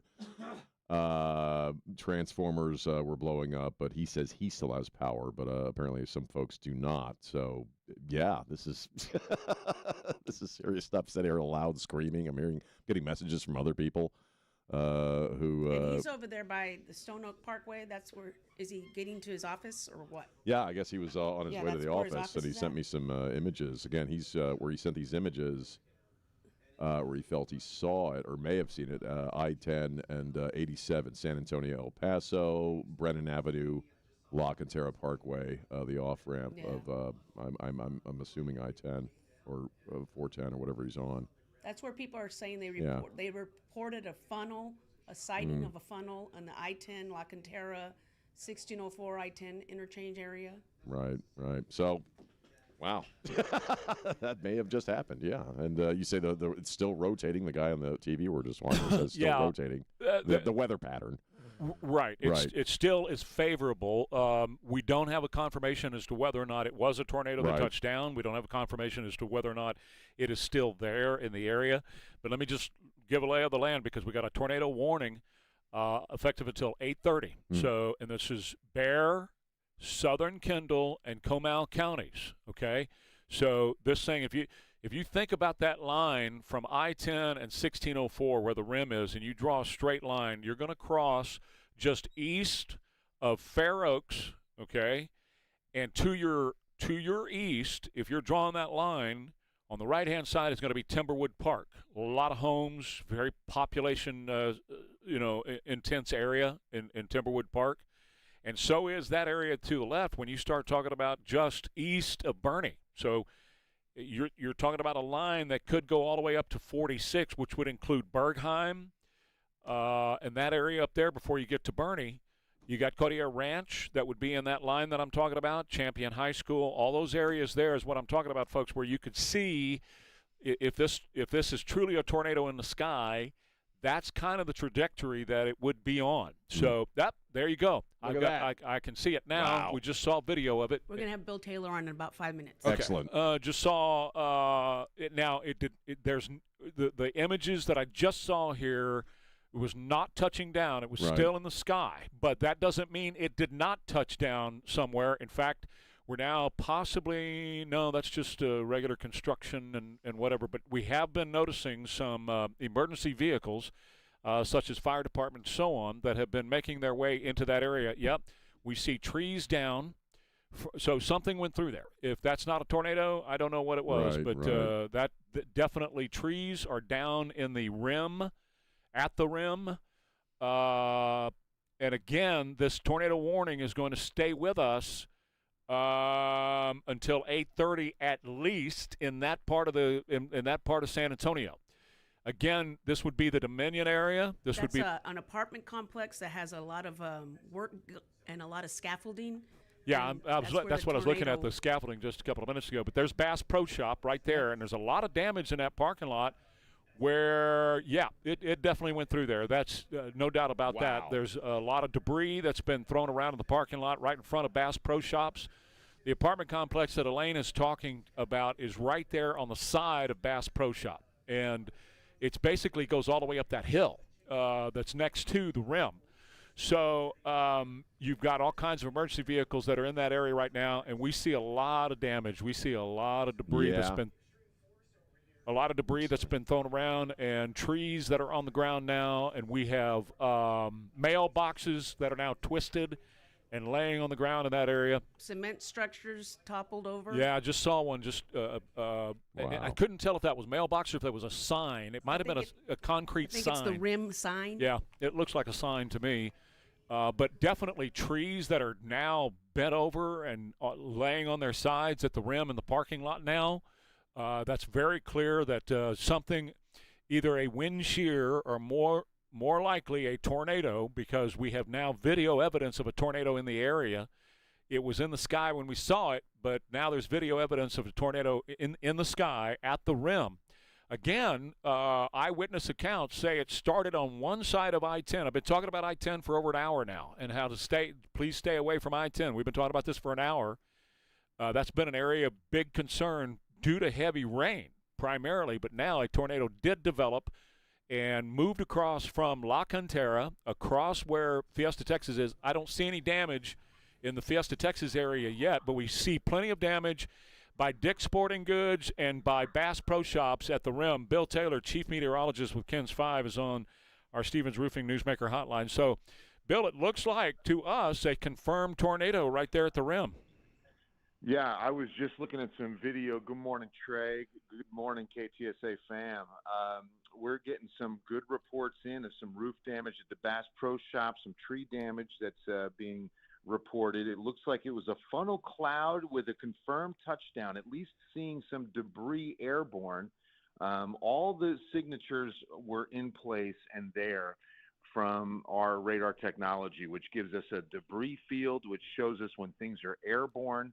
And that indicates that something's getting picked up and put into the air. And so I think that could have been some of the tiles off the roof of that Bass Pro Shop. It could have even been some tree limbs. But the radar has the ability to show us what's liquid and what's non-liquid. And so when you see that little different color within an embedded area of rainfall color, that's when you know there's definitely something, a vortex of some kind picking things up off the ground and getting them airborne. So this warning in effect until 8:30, and it's moving north just again right along that I-10 corridor, just like it did last night. It was very, very similar area, but last night at about 7 p.m. it was 4:10 at Blanco, and in a very similar situation where we're getting these little tornadoes to create some rotation, Trey. Bill, and we're getting some reports from people on the ground. Sean got some images from Dr. Havercorn a second ago. We're starting to see some video. That's what's changed in our business, right, is that now everybody can be a reporter because everybody's got a camera in their pocket, and they can take video and they can take pictures and send it to us. So we are seeing a funnel cloud in that area. There's no doubt about that. That's what's and you can see it on the video. But walk with me through this, Bill, for just a second, because I was just drawing a line in my mind where this thing is headed. You have, of course, the Dominion. If it's moving in that direction, then you've got Camp Bullis. And on one side to the east, you've got Timberwood Park. On the other side, you got Fair Oaks. And if you continue up that line, eventually, as you well know, you'll get to Champion High School, and you'll also get to Bergheim and Courtier Ranch and all that if it holds together. Am I correct? Exactly right. Exactly right. Now, here's the thing. I don't see this holding together to impact those communities you're mentioning. Okay. I really don't, because here's the thing. What I've noticed is that these thunderstorms are creating this rotation, and it's lasting about 8 to 10 minutes tops. Okay. And that's the typical. And if you want to talk about the average life of a twister, a full-fledged tornado, they're typically 10 minutes. Now, again, it can be a lot longer. It can be a lot shorter, but in most cases, 10 minutes is about the average length of time a tornado forms, is on the ground, and does its damage. Now, what we're seeing with these tropical thunderstorms are producing a lot of rotation. And what we're going to notice is more funnel clouds and twisters, but definitely something that, again, either way, is producing rotation enough to get a tornado. Now, you mentioned some of that video. I did see the same, and it was also from a good buddy of mine that's near La Cantera. And I want to get a confirm on where he was exactly. Okay. But I definitely saw what he saw, and it was a funnel cloud, Trey. Well, I'm looking at video right now of the rim, Bill, and I see a lot of damage in the parking lot of the rim. I see trees that are down. I see concrete sign that's been knocked over, so that's pretty forceful. I see road signs that have been lifted up out of the ground, and they're laying now on the ground, and primarily trees and tree limbs. And there's an apartment complex, as you know, Bill, that's right next door to the rim, goes all the way up that hill, and I see damage there in the parking lot. I see various things that have been there's a lot of scaffolding that on the side of that apartment complex, and a lot of that scaffolding is now laying in the parking lot, laying down. And, of course, the main thing is trees and tree limbs that have been scattered all about the parking lot there. Yeah, no, it's incredible. I'm looking at video right now that's posted by Helotus Life on Facebook, and they're showing this is the tornado. Things are airborne. Whoa, I'm looking at this video, right. And you can see a piece of a roof going airborne. Right. This is taken from the that's going to be the eastbound side looking across I-10. Right over the rim and right over that Bass Pro Shop. And you can see this funnel dip down and start ripping stuff up. Okay, So my other friend, this is Steven Rios. He was at the golf course at La Cantera, and he got a good video of it from there as well. So, yeah, Trey, this is the unlikely portion of what we're dealing with. In this weather pattern, you typically don't see tornadoes form. You don't normally see these tornadoes come out of these thunderstorms, but these are thunderstorm-produced tornadoes that, again, are part of this entire setup of this flooding rain potential that we're not done with. We're kind of in the, I would say, halfway point, because it's not going to be until Thursday evening that we see the flood watch dropped and the potential of flooding across the area end. You know, the potential is going to be there, especially west. I really get concerned about the Highway 90 corridor between Hondo and Uvalde, where they've already received 12 to 14 inches of rain, and they're looking at an additional 8 to 10 inches before Thursday night and into Friday morning. A lot of damage next to Bluefin Restaurant as well. Again, there's a whole lot of trees that have been downed in that parking lot. There's Bass Pro Shop. There's Dick's Sporting Goods up the road a ways. There's Lowe's there as well. And the Palladium Theater. We all been to the Palladium. And so right in the parking lot. Right, the Palladium. Yeah. And I don't know, Bill, whether or not there is any damage to the buildings. I would assume, because these trees have just been thrown through that parking lot, some of these buildings had to have sustained at least some damage from limbs, if not, like you were talking about, the roof structure itself. Yeah, the roof structure, but then everything, like you're saying. What does the most damage in these situations is airborne debris. I mean, huge twigs, sometimes trees. I mean, I am seeing a full-fledged tornado now on video. This is Joshua Aldaco on Facebook, if you want to look that one up. Wow. I mean, he's got an incredible view, and you can see the vortex. I mean, it is right over the rim. Again, he's safely taking this from the eastbound side of I-10, looking across over the rim.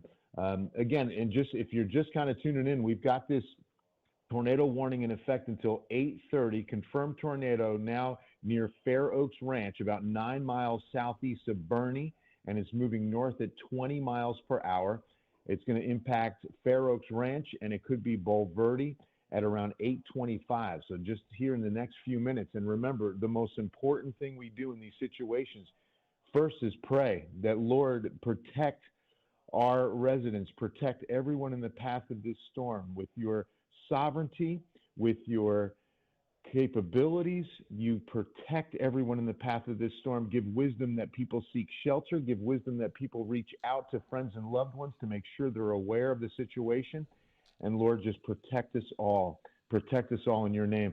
And here's what happens, Trey. We've got to make sure that we're on the lowest level and in the interior walled room of our dwelling.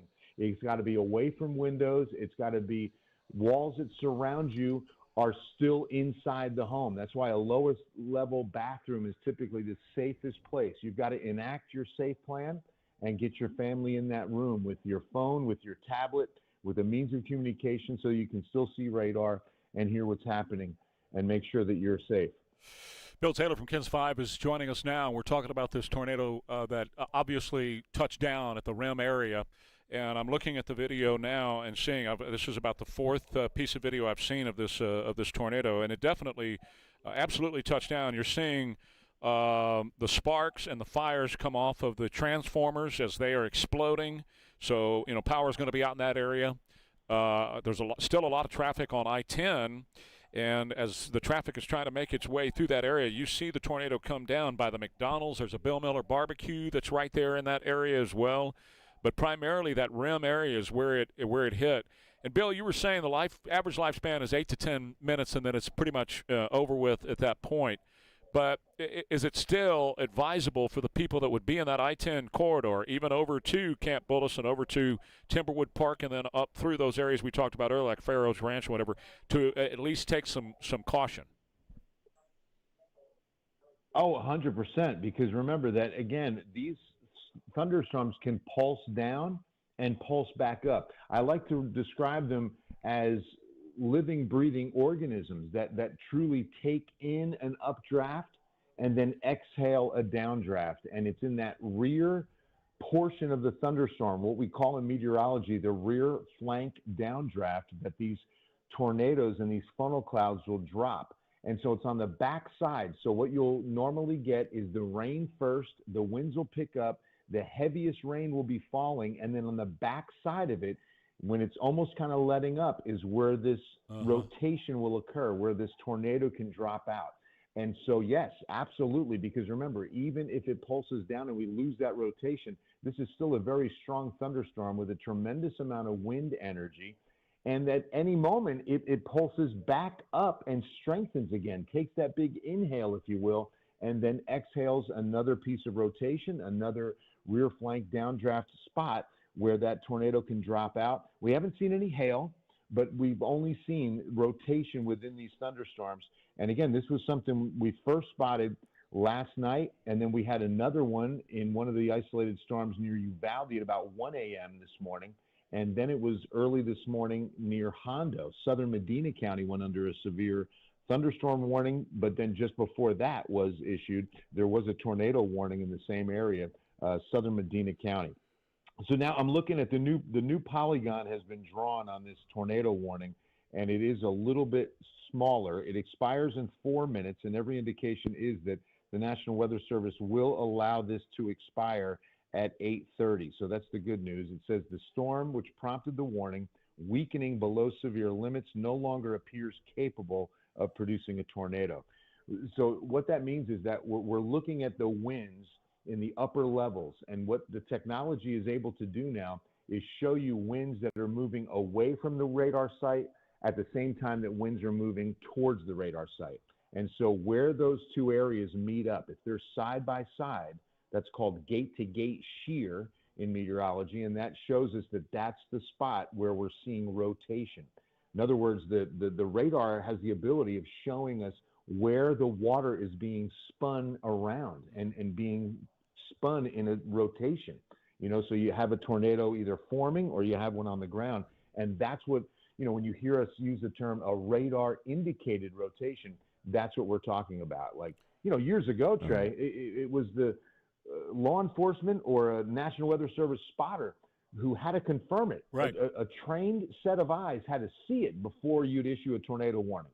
Well, the reason why we have all these extra tornado warnings is not a big shift and not impacts of climate change. Most of it is because of the technology, right, and that we're now seeing this rotation on a radar, and we don't need confirmation with eyesight. Bill, we do have confirmation, though, now. I'm starting to see some other video that's coming to me, people are sending, and definitely you can see it touch down, and you can see the debris, like you were talking about a few minutes ago, on the roof, some debris flying off the roof. You can see some trees. You also see a lot of lightning around this one particular tornado. Do these necessarily or possibly even spawn others that could come off of this now and could be a future issue for us? Not necessarily. I mean, most of these have been individual mesocyclone thunderstorms that are producing these. I mean, they're very short-lived. You know what? That can happen, right? But it's not the situation we're in. I mean, that typically will happen when you have what's called a convective system, like a mesoscale convective system, where you've got a lot of isolated pockets of thunderstorm activity. And you've got a squall line, that the downdraft is definitely producing more thunderstorms, but neither situation with this. These are random, small, isolated storms. Okay. And, hopefully at 8:30, we've seen the last of this one. But, boy, when that first warning came out last night, Trey, I'll be honest, I was really shocked because you don't normally see in this weather setup the kind of tornadic capability of an isolated thunderstorm. Well, that's why I asked, because I was looking at these isolated storms that are around, and I was wondering if, as they continued northward, like you've got it now moving into the Bernie area proper and moving beyond Bernie and northward, we've got the same thing on the east side of San Antonio, where they're headed right toward New Braunfels now. They're moving. All of it's lifting north now, but the isolated heavy storms, the red, are now lifting in those areas, and I was just curious if that would spawn even more as it continued on its path. Oh, I see what you're looking at now. Definitely. I mean, I'm looking right over Shirts. I'm looking near Converse, Marion, and soon to be Garden Ridge. Yep. Yes. I could definitely see what you're looking at producing an isolated tornado. Okay. That's going to be, again, Shirts, Garden Ridge, New Braunfels. You guys could be in the path of what could definitely happen and what we've seen, because, again, the overall pattern, remember that this is an upper level low to the west, a surface low over the Gulf, and then the added feature is this stationary frontal boundary draped across South Texas. And that's why this is occurring over the same area over and over again, because there's a surface focal point, there's a surface trigger. And without it moving, that definitely stays the surface trigger. And that's why it's over that same spot. And it was Uvalde yesterday, and it can just go off to the east a county or two without a problem. And that's what we're seeing this morning. So you've got two areas of interest, obviously the I-10 corridor, and now we're just seeing it has expired. The tornado warning is over, and that has expired as expected. And that is the best news. But this thunderstorm is a strong, strong storm that's moving right over the I-10 corridor just west of Bernie. So it's southwest Kendall County. Also, Pipe Creek getting very heavy rain, and a blessing of very heavy rain over Medina Lake at the same time. It's up over 2.5 feet saying, now. Between, I would call it eastern Bexar County. Yeah, that's the one I'm looking at right now. I'm very concerned about because. I was just going to say, Bill, that's the one I'm concerned about right now because it's headed toward I-35. A lot of people on I-35 right now. It just got precipitously darker here at the radio station. So. Exactly. Yeah, I was going to ask Bill, and Trey kind of led into this, that, we're looking at these weather patterns over the next 48 hours till Friday. Is this something that we're really going to have to kind of watch for over the next 2 days as well? I do think so. Yeah. I do, Sean, because I promise you that this is producing these good isolated pockets of very heavy rain. And until this upper level feature to our west drifts farther west, gets out of our neighborhood, we're not going to see this clear up. I looked at model data yesterday that indicated Thursday being another good day of this. I mean, another good coverage. The models have a lot of trouble with these kind of weather patterns, mainly because you've got a few different variables at play. And so you remember the models are trying to put where exactly the storms materialize. That's a lot easier when you've got a cold front. That's a lot easier when you've got a trough or a dry line or some of these features that give you exact location of, convection, of convergence. And that's not the case here. You've got an upper level feature, you got a surface feature. The front's going to fizzle out, but those two lows, we're sandwiched in between those, one at the surface, one in the upper levels. And remember, we're under so much Gulf moisture. I mean, despite how much is raining out of our atmosphere, the Gulf, as well as a big heat dome to our north, is saturating the surface, the mid-levels, and the upper levels. It's almost like that piece of lasagna, and every layer has a good amount of moisture within it. So you have what's called a bunch of precipitable water. You've got all this water ready to rain out. Yeah, and that low is really was the triggering mechanism yesterday morning that started all of this. And so I'm looking now, and Bill, if you want to call it up on your Facebook, April and Sarah posted an incredible picture of the tornado touching down over I-10, and it's just wow, it's amazing. It was a pretty good size one too.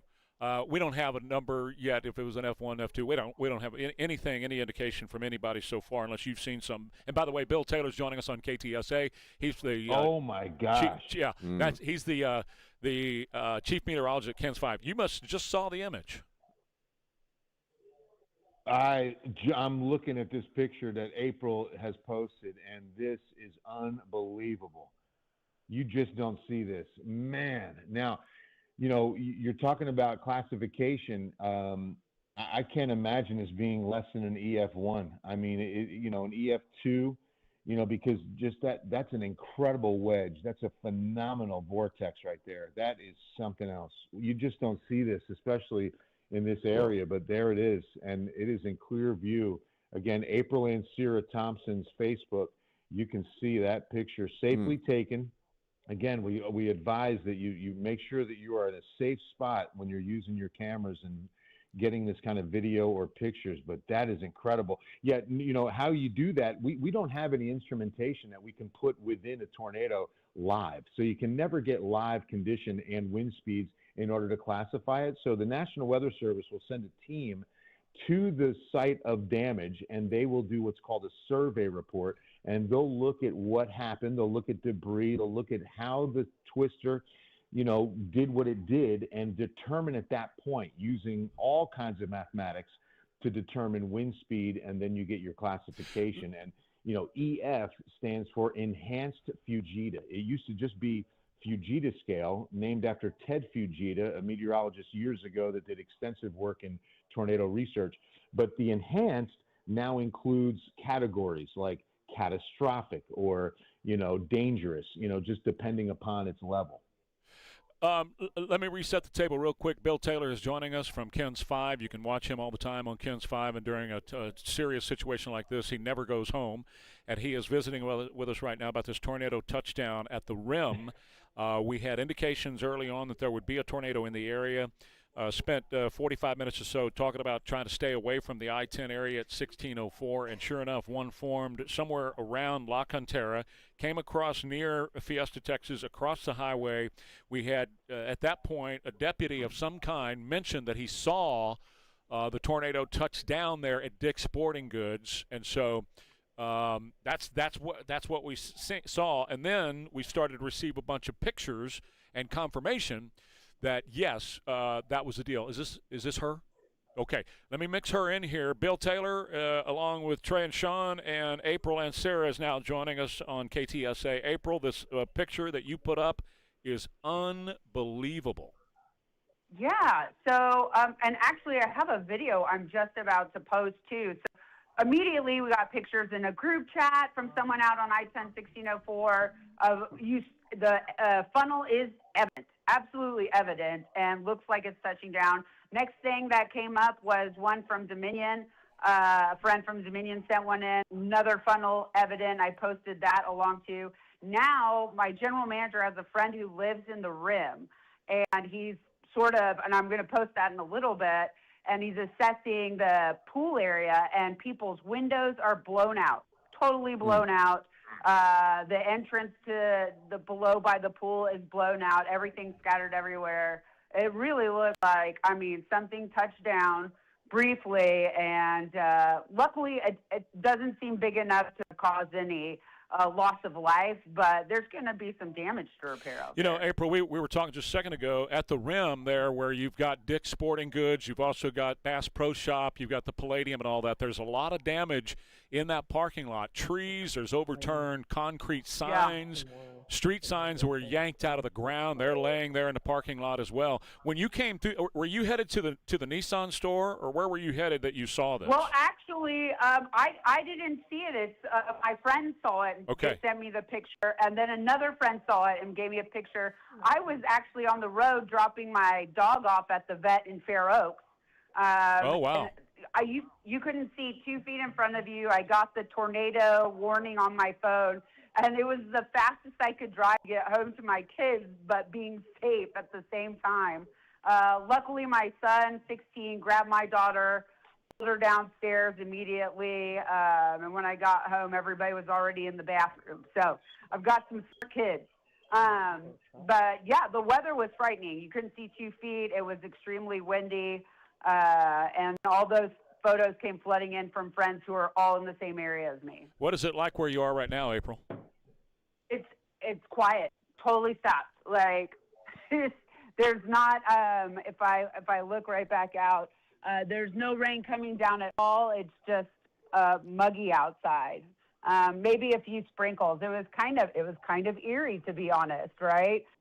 We weren't sure if something was going to come blowing right through then, the calm before the storm, or if we were out of the woods. But I think we're out of the woods for now. We had a friend who posted, or he sent me a text a minute ago. He was at Days of Allah on I-10, and he said that's where he lives. He said it was storming, and then it got completely calm. His flagpole was blowing like crazy, and then the flag just drooped down and got completely calm, and that's when it hit. Oh, yes. So that's exactly kind of how things were happening here. Just disaster blowing, can't see 5 feet in front of your face. And then it got calm. So we kind of freaked out for a little bit, like, does that mean it's just right around the corner? But luckily the news says that the warning has expired. My daughter promptly went upstairs and was like, I'm going back to bed. Wow. So, yeah, but a lot of people, I think we got out pretty lucky considering guys, that couple of that things went are through coming such a in. populated Okay, area. Bill, what's that, Bill? Go ahead, Bill. Bill Taylor, go right ahead, Bill. Hello, April. Great to hear that you're safe. Incredible picture there. 5700 and 5800 block of the Rim Shopping Center, and as well as the 6000 block of UTSA apartments. San Antonio Fire Department reporting that they're working 2 major extrications. I mean, this means that someone's trapped, or a person is either, in a dangerous situation, but the fire department working 2 major extrications at this moment where somebody's trapped in some kind of debris or damage. And I just saw pictures from our good friend Tim Morrow, CEO of our San Antonio Zoo. The Palladium Theater has gotten just torn up. I mean, there's damage all over the Rim parking lot where the Palladium Theater has seen the facade has been damaged, and there's just pieces of cement all over the place, tree damage, roof damage. I mean, it was definitely the work of an EF1 tornado. I'm going to estimate it right now at about an EF1, where winds can be upwards of 100 to 125 miles an hour. Oh, Bill, I'm looking at that as well. In April, I'm looking at that as well. There is a lot of damage at the Palladium. It is the windows are gone. The whole front facade has been damaged extensively of the Palladium Theater from this tornado that went through that area. Of course, mentioned the trees and the limbs. A lot of trees don't have limbs on them, as a matter of fact. So, there's another indication what trees are not laying down in the parking lot. Many of them don't have limbs. So this thing definitely was a direct hit in that area, no question about it. As you look at the damage at the Palladium, again, you can see, and this is from Tim Morrow from the San Antonio Zoo, you can definitely see the damage. Windows are gone. Facade out front has been damaged. And I see water to me, it looks like a fountain. I don't know if there's a fountain there or not, or if there was a pipe that burst in that area, but water's shooting about 20 feet into the air in that parking lot, Bill.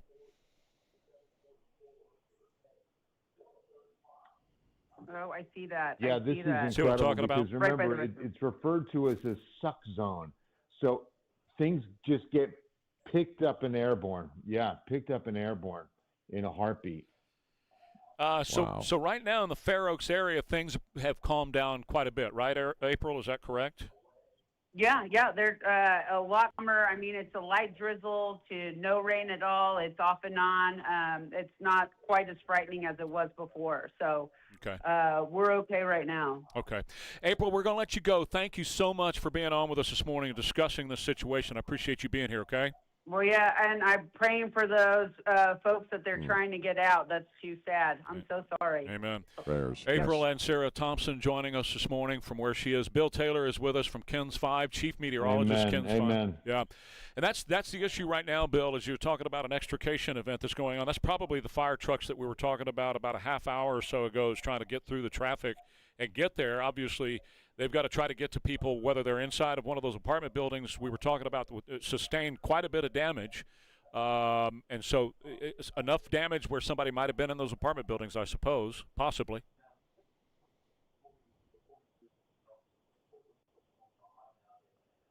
Exactly. I mean, if you're looking at, again, structural integrity, I mean, you've got a tornado with those kind of winds. You're going to have the glass blowing in. You're going to have roofs caving in. And so people can be trapped from where they're sitting inside with again, nowhere to go and no way to get out. Now, that could mean that, there's just no way to get to the exit door. It doesn't necessarily mean they're trapped under rubble. I don't think we're in that kind of a situation. But that word is used for both, and so what I'm thinking is they can't safely get out of their dwelling or the building that they're within. Of course, this hit, it was, work hour for a lot of people who are already at work, Right. You could be talking also, Bill, about elderly people as well who may not be able to get to the door and that kind of thing. They get a lot of calls for that as well, so hopefully everybody's going to be fine. And as April's eyewitness account there, I-10 in the Fair Oaks area, she says it's calmed down quite a bit. But again, if we could shift our attention back out to the east side real quick here, because now that storm over there has grown larger, and it's now encompassing the areas of Converse and Schertz and Cibolo. Randolph Air Force Base is right there. Garden Ridge is right there, just outside of 1604 on the I-35 corridor on the east side of San Antonio. And, Bill, that extends all the way down to past 87, actually. So you got Lone Oak and you've got China Grove and all that that's going to be in that particular storm on that side, W.W. White Road and Rigsby Avenue and all that. But it comes all the way up. So the east side of San Antonio, which encompasses Kirby, again, the I-35 corridor, Ben Zingelman, and across through Evans Road, where, you have the Forum Shopping Center out there. There's some heavy, heavy downpours in that area as well right now. Are you seeing that too?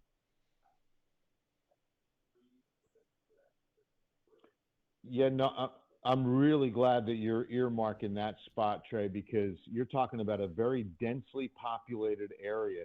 And that is always of most concern, is where you've got so many people that are living, working, and traveling. I mean, we all know how the I-35 corridor is so crowded every morning. So you're looking at Lone Oak is starting to see things let up just a bit, but it's St. Hedwig, New Berlin, up into Schertz, Garden Ridge, just west of Seguin, but all of this is pushing north towards New Braunfels. And so this is the next area of concern. I would not be shocked if we see the next flash flood warning issued in this area, because these are rainfall rates of at least 2 inches per hour. In other words, if they just sat still for an hour, they would produce at least 2 inches in a rain gauge. And it's very slow moving. And again, we've seen the history of this rotation occurring on the backside of some of these thunderstorms. And that could occur at any moment. I mean, we have to keep an eye on it. And as I look at this, I'm not seeing any kind of hook signature, which is going to always indicate that you've got a little bit of a spin or rotation in that storm. I'm not seeing that signature in what we're talking about. Again, eastern Bexar County from Converse up to Schertz, St. Hedwig towards New Berlin, and everything pushing into now Garden Ridge, as well as over the next 20, 30 minutes, New Braunfels will begin to see rain really intensify. And I would say by 9:15, 9:30, it should be right on top of New Braunfels and I-35's corridor. We're seeing really, South Bexar County completely drying out now. I'm in Helotes, and we're drying out. But Helotes embedded within a flash flood warning that's in effect through 12:30. So we've got, again, actually 12:45, where we've seen 2 to 4 inches of rain, an additional 1 to 2 inches possible. And again, life-threatening flash flooding occurring along streams and creeks. And then west, I mean, Trey, it just gets worse as you go into Medina and Uvalde counties and north into Bandera County and up towards Kerr. Those are all flash flood warnings. I'm counting 1, 2, 3, 4, 5, 6, 7, 8 warnings right now. And that's going to be for all of that area west, and that's including northwest Bexar County, that, again, we're going to be under this flash flooding. And we've got another round of this rain possible tomorrow. I mean, every computer model forecast I'm looking at is lining up with another good round of heavy rain coming Thursday before we can finally start seeing light at the end of this tunnel on Thursday night heading into Friday and kind of change our weather pattern heading into the weekend. Bill, I was just looking I think you had mentioned this a little while ago on the Facebook page for Helotes Life. There is a video of the tornado that somebody took, and it's the clearest one I've seen so far at 1604 and I-10. I think it's valuable to repeat, especially since we're not out of this yet over the next couple of days, that, and you were saying this on your video last night, you hear about a tornado touching down or that the conditions are favorable. Heed those warnings and get to where you need to be and do it quickly. Don't take your time. Get into that interior room of a building. You mentioned bathrooms on the inside are always the strongest, most reinforced rooms in the whatever structure, whatever house you're in or business you're in. Just get there and get there fast. Absolutely. Bill, let's go back to this storm on the east side because I see it intensifying. It's growing redder as it goes on here, and it seems to be picking up some steam. And as it does, as you mentioned a second ago, it's continuing to lift northward. So the east side of San Antonio, and I have a lot of concern right now for I-10 because there's a lot of construction between San Antonio and Seguin on I-10, and those barricades just make a raging river of the highway. So I-10, east side of San Antonio, in Seguin and then through all the way to San Antonio is a major concern. But Randolph Air Force Base there, 1604, all the way up, as you were mentioning a second ago, from, say, the Forum Shopping Center, northward through Schertz, across I-35 at 3009 and 1102 into the Garden Ridge area. Pretty intense stuff that's happening right there. So, and that's the reason I'm bringing that area up, Bill, is because you mentioned a second ago creeks and rivers. Well, they have the Cibolo that runs right through there, and it's right there by Gilman Honda. And you well know what we have had before when we have a major flooding event. Right along Evans Road, right along Gilman Honda, that area right there, it can really get over its banks in a hurry. It doesn't take long.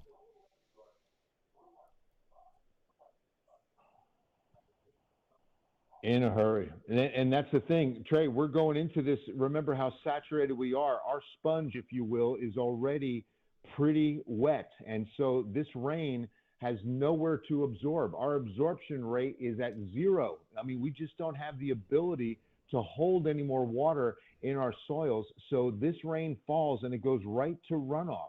You know, it's just like pouring water on an already soaked wet sponge. Now, with that said, again, we're focusing on this area, eastern Bexar County, even though it's not under a flash flood warning. I see that happening, but I'm looking at this radar live right now, and what I'm seeing is a little bit of a hook forming on the storm moving into St. Hedwig. If you're in St. Hedwig, I would be in a safe space. I would definitely enact your safe plan right now. This could be the next tornado warning. There's 2 hooks that I'm looking at just south of St. Hedwig, just south of China Grove.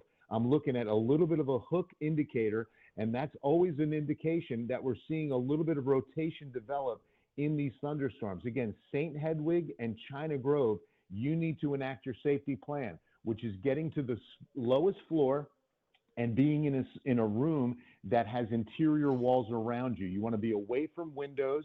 You want to be on the bottom floor of the dwelling, whether it be a house or a building, and you want to be surrounded by interior walls. In other words, on the other side of that wall, you're still inside. And usually it's a downstairs bathroom that is best. But again, what I'm seeing on this radar is that hook just east of Lone Oak, just south of St. Hedwig, moving towards Zool. It'll be west of New Berlin. Again, extreme eastern Bexar County, kind of hugging the Wilson County line. If you guys can picture that, it's that hook that, again, indicates a little bit of rotation, and that's what these storms have been producing, and that's what's been triggering these tornadoes. I mean, again, we've been talking and seeing the images coming out of the rim, and a tornado touched down and did some considerable damage across that area.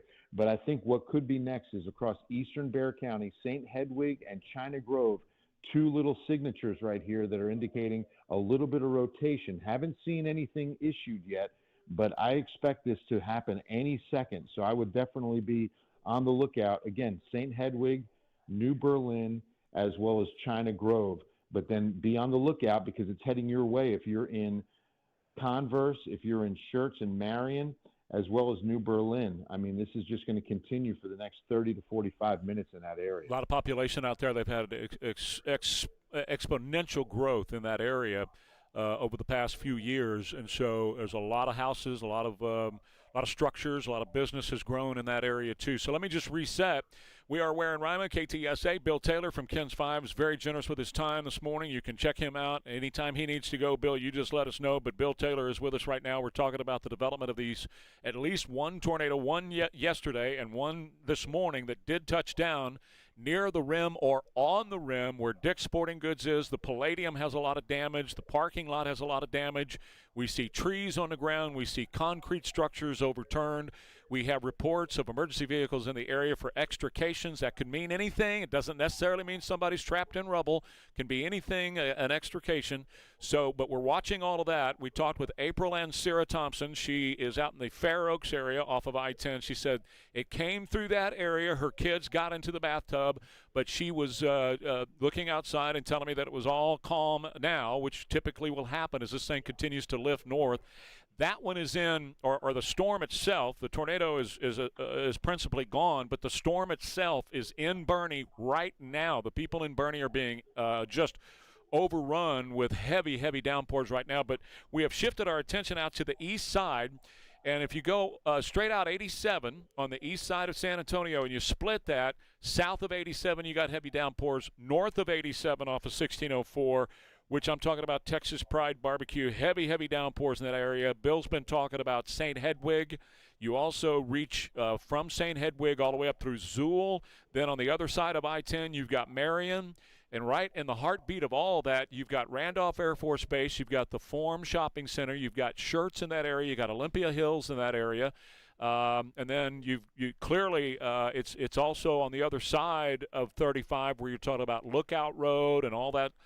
Heavy, heavy downpours there. And, Bill, it's in the Tri-County area. So you've got where Bexar County and Guadalupe County and, of course, Comal County come together. There's heavy, heavy downpours in that area in the Tri-County right there. So that would be 3009. That would be 1102. That would be Nacogdoches Road. All that right there being inundated with heavy rainfall right now.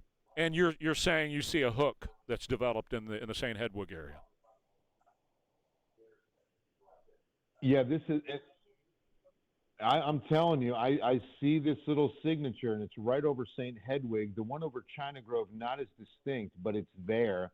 And it's, again, all those indicators. Now, I don't have the technology in front of me, but for a debris signature or what we call gate-to-gate shear, but what I'm looking at is definitely indicating a good little twist, a good little hook on that thunderstorm at St. Hedwig as well as over China Grove. The one over St. Hedwig a little more defined, and it's all drifting north into those communities like you're saying, Zool, Marion, Schertz, Converse, New Berlin, right in that Tri-County spot of not only, Bexar, but like you're saying, Guadalupe up into Comal, as well as even just a sliver of Wilson County.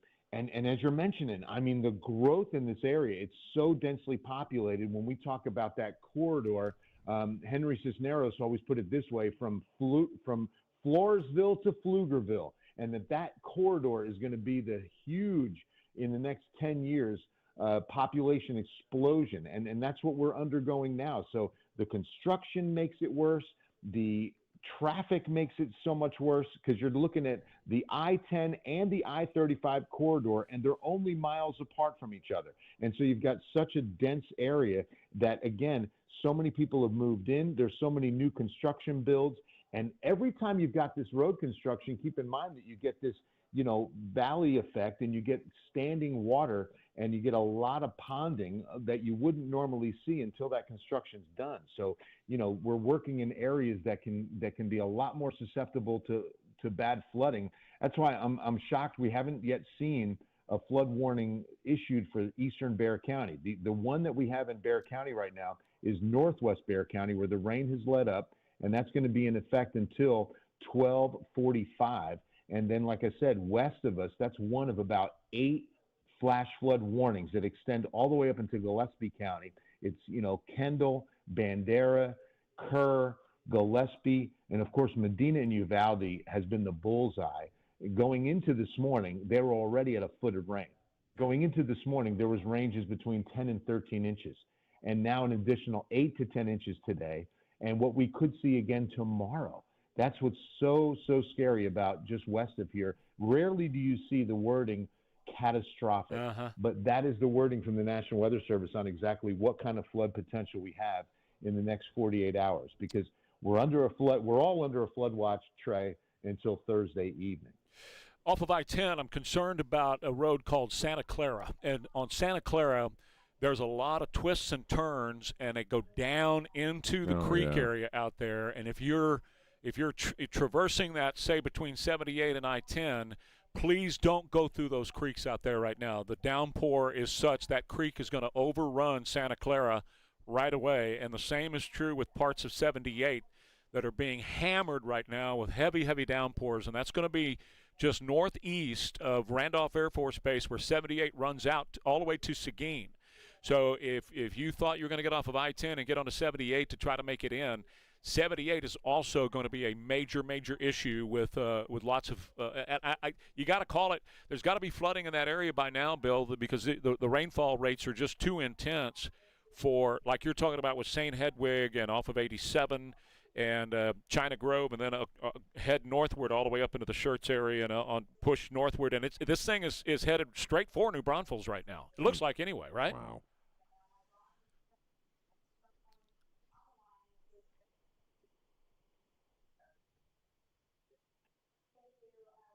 Yeah, this will all push north. It looks like the brunt of it will stay west of Seguin, but it's definitely got its eyes set on New Braunfels. When we say it's a complex of very heavy rainfall. I don't have an isolated severe thunderstorm yet. I say yet because at any moment we could really see some of this rotation come true. What I saw on that hook a while ago has relaxed a bit over St. Hedwig, a very good sign. So, it could have been a little sign of temporary rotation. I definitely saw it on the radar, but right now it's still just very intense, just blinding rain of at least 2 to 3 inch per hour rainfall rates. Just that sheet of water that just continues to come down so heavy.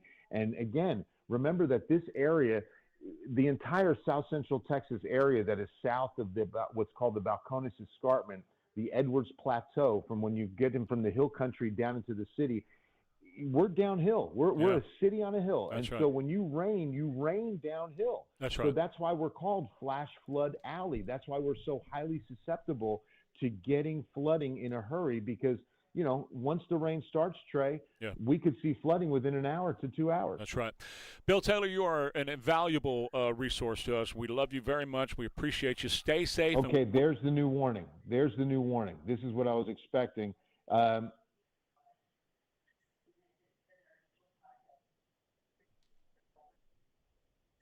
was just going to tell you that before I go, I appreciate you. They just issued the new flash flood warning. This is in effect until 2 p.m. Wow. This is in effect for the next 5 hours because of what rain we're talking about. This is southeastern Bexar. This is Guadalupe. And these 2 county areas have seen anywhere between 1 and 3 inches of rain already, and an additional 2 to 3 possible. And we're talking mainly about Cibolo Creek at FM 78. This is life-threatening flash flooding. These thunderstorms are producing 2 to 3 inch per hour rainfall rates. So if you're in, again, New Braunfels, Schertz, Cibolo, Converse, Universal City, Live Oak, Selma, Randolph Air Force Base, Kirby, you're all St. Hedwig underneath this flash flood warning until 2 p.m. this afternoon. This is a dangerous flooding situation with catastrophic flooding possible. Eastern Bexar County now into Guadalupe County until 2 p.m. Do this flash flood warning that's going to be in effect for the next 4 to 5 hours. And again, it's just joining 8 more flash flood warnings that extend from San Antonio north to Fredericksburg and west, west into Edwards County now, all the way through Camp Wood and just south of Rock Springs. I mean, this is just one of the most impressive reaches of flash flood warnings I've ever seen. You know, this is a eerily similar setup. A lot of us have been here for a while to remember 2002 and the week of July 4th when we had 4 days of flooding rain. And this is a very similar setup where you have 2 areas of low pressure and you have this stationary front. And so the focal point has been the same for the last 24 to 36 hours. And unfortunately, it's going to remain the same for the next 24 hours at least.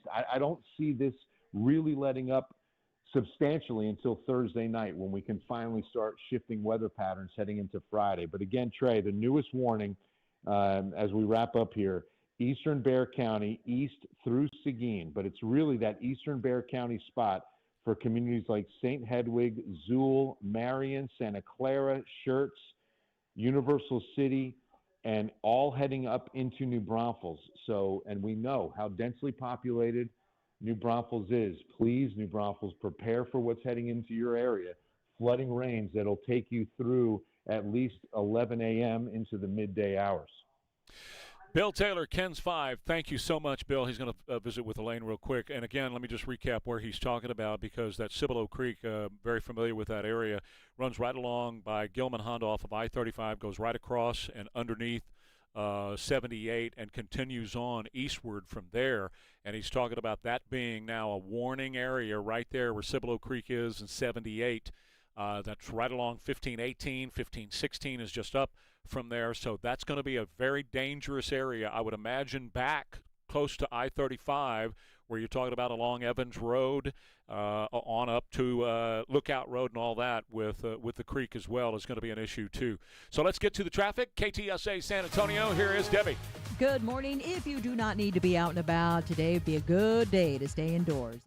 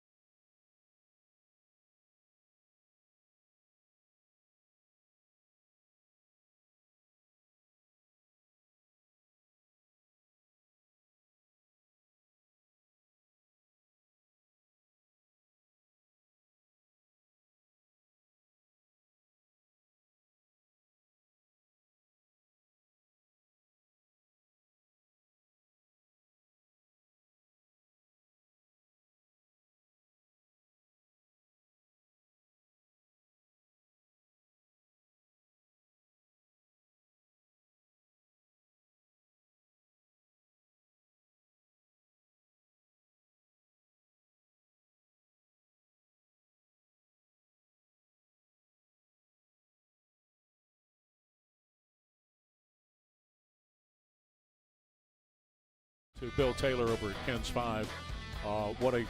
We've had a friendship now for close to 30 years since he got here, and that guy has never, ever let me down. He has never let me down. He's just a phone call away, a wonderful human being, and anytime we have a situation like this, he just says, yeah, I'll jump. He spent an hour with us. He's top shelf, man. Yeah. There's nobody better than Bill Taylor. He'll be back on with Jack at 10:10. He will? Okay, good. And that was a solid hour. We bumped all the commercials and removed all the other content so we could get all this to you. And it started out last hour where we were talking about a tornado touching down at the rim I was very concerned. If you remember early this morning, I kept talking about stay off of I-10 because of the heavy downpours. Do not do that whole Bernie to San Antonio trip. And sure enough, a tornado formed right around. It was principally around the La Cantera area where it formed. And then it moved across Fiesta, Texas. I wonder if Superman is okay up there on the high side. If he's still standing up Superman, there, man. Yeah. It moved across there and all the way across I-10 and into the Palladium, into those apartments there, and into right by Bass Pro, right by Dick's Sporting Goods, is where we had people initially say they saw it. And then we started to get the videos because everybody's got a camera, everybody's a news reporter, and everybody started to put videos up. And my friend April and Sarah, and by the way, that's where I buy all my cars. It says so. And me too, actually. Oh, you do? Yes. Oh, wow. I didn't know that. And so April lives in that area, and she saw it, and she had a friend who posted a tornado, and we took that and started to work off of that and called April and got her on immediately with Bill. Worked our way through that, but while we were talking about what was going on there, and by the way, all that system has lifted up through Bernie now, and it's north of Bernie. So if you're up in the Peach Hills, in the Peach Country up there, then you're being inundated. A heavy, heavy downpour in the Peach Country, all the way up through close to Kerrville, but primarily directly up north. So I'm talking about Comfort and all that area up there is getting just hammered right now. That's where that storm has lifted. We haven't even talked about west out Uvalde and Hondo, which continues to rain and rain and rain and rain. And weather forecasters are talking like the possibility of maybe 24 inches of rain before we get there, before we're done with all of this out to the west. Right. They actually came up in Uvalde, Highway 83 going northbound at a construction site. There's a helicopter rescue going on because of that's you got several rivers that run through there. You got the Sabine, you got Nueces and all that are running through there. My attention, though, then turned to the east side, and that's why I wanted to call Bill's attention to it as well, because I watched this storm out east of San Antonio continue to build in intensity, and right now it is very intense. So let me tell you basically where this thing runs. If you draw a line completely east to west through San Antonio, east to west, you're talking about on the east side things like roads like W.W. White Road. You're talking about Rigsby Avenue, all that. Okay, if you know where I'm talking about on the east side over there. And then you go straight up north from there. So you're going to be passing through St. Hedwig. You're going to be talking about Elaine, can we call Tony Talanco and see how things are? We can also call City Councilman Brian Barr from St. Hedwig. Let's call him as well and see how things are out there. Repeat that. I was on the phone. Okay. Tony Talanco, Texas Pride, and let's call Councilman Brian Barr from St. Hedwig as well and get them on because I want to find out what's going on in that area. So it lifts all the way north of there across I-10. It includes places like Zool, New Berlin, and Marion with heavy, heavy downpours, heavy rain right now on I-10, almost all the way out to Seguin.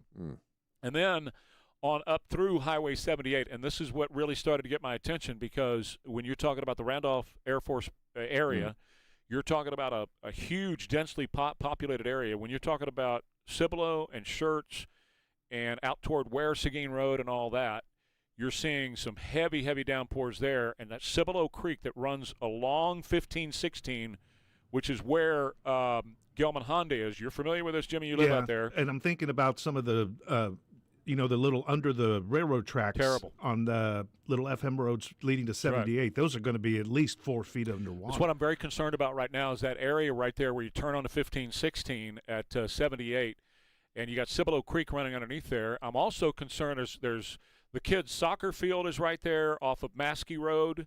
You've got those trailer parks close to Maskey Road. You've got all that going on, and that's where the creek runs, right there where those mobile homes are. I've seen the water get up right, the drainage ditch get close to the road, and I'm guessing it's going to be like that when I'm going home. Yeah, I'm very concerned about that. So that's the part where we're talking about. Tony Talanco is the owner of Texas Pride Barbecue out on 87 or close to 87 and 1604, and Tony can give us an idea of the area now and what it looks like. Tony, what's going on out there? Well, we're sitting kind of high, so we don't have any standing water. But every every place around from our house to Texas Pride, where the low water crosses are at, there's standing water everywhere. You got every tank, every pond, everything's full out here. It just keeps coming down. It was light rain yesterday and last night a little bit, and then boy, today we've been getting pounded. So yeah, I'm watching that right now. Safe here, but yeah. I'm watching it right now, Tony, and I see some pretty heavy storms just east, really, of Texas Pride, and they continue on that trajectory up toward Randolph Air Force Base. Yeah, it seemed like they kind of stalled right above us. It's just been for the last hour and a half. It's just been pounded, with hardly any break in between the rain. Unbelievable. But yes, it is. Texas Pride is up on a hill, so you guys are going to be fine. Yeah, we're on the hill, but like I said, I'm about 7 miles. My house is about 7 miles from there, and on the way here, there's standing water everywhere. Yeah. Close to where Mo Bandy used to live. There's a creek that usually doesn't run, but it's coming all the way across 1604 now. Okay. Tony, stay safe, and thank you for being on with us. Just heard from Jimmy Haslocker from Jim's Restaurants. He is also the guy who developed the Bear Metro 911 services. I went out there a while back, and I took a tour of that place. It truly is the nerve center of 911 for Bear Metro, the whole area. They've got these giant screens. You see these military places where they got these giant screens up with all kinds of maps and everything going on, kind of like movie screens. And you've got people sitting at control panels. Well, that's what they have here at Bear Metro 911. And he said it's extremely busy over there right now, that it's just on fire. And not on fire, but, it's hot. It's a hot busy zone. with activity. Yeah, to say the least, yeah. And so you need to be aware that there's all kinds of activity going on all around the city. And really, if you know that you live in an area or have to go through an area where there's typical flooding, and that includes the major highways, I-35, and that includes 281 and all that, I-10 east of San Antonio, please try to stay away from all that as much as you can this morning, because this rain that is continuing primarily now, Sean, from 281 east now. Remember, I was talking 281 and west earlier. Now it's 281 and east. As you're looking at I'm looking now at like Encino Rio, Evans Road, Evans really all the way from 281 all the way over to Lookout Road is just being inundated right now. It's getting poured on right now. So well, and we're in the path of this tornado, and we're seeing more and more videos all over from folks who are recording this thing. There's a lot of flooding, a lot of standing water. I know in my neighborhood, 410 to Bandera, that whole area where Eckert and Bandera hook up in Huebner. There's there's a lot of creeks there, and they look like rolling rivers apparently right now. So just be careful wherever you are. What were you gonna say, San Elaine? Antonio Fire Department's going to have a press briefing soon on the rim and other extrications that are going on, and we'll carry it. You bet we will. Absolutely. Okay, let's take a quick break, and we'll come back and we'll do that on the other side. As soon as we get it, we'll do it. We'll catch it up. You going to tell them about Texas Rhino Shield? I'm going to right now, as a matter of fact. Thank you, Jimmy. I'm going to tell you that if you got Rhino Shield on your home, it doesn't matter what the weather is like, you're going to be in good shape, man, because it's 9 times thicker than paint. It is a ceramic coating that goes on your home. Paint simply will not stand up to the elements like Rhino Shield will. And how do I know? I'm a customer, okay? And I did my home. I always do my homework, and I always do business with the guys who do business with me on the radio station, because I want to be able to tell you the God's honest truth as to how they are and what it's like having their product. And with Anthony LaBarbera and his son Colton, that's family-owned, locally owned here in San Antonio, they're going to treat you right, and they know exactly how to treat you right at Texas Rhino Shield. With it being 9 times thicker than paint, it's not going to fade, peel, crack, chip, or none of that silly business that paint will do. And you're done for 25 years. And Nancy and I will be out of that house in 25 years, one way or to other. So if you want to find the best in the best, you want Rhino Shield on your home. And right now, if you mention Trey Ware, you get $2,500 off your project at TexasRhinoShield.com. Well, Good morning, along with all the rain.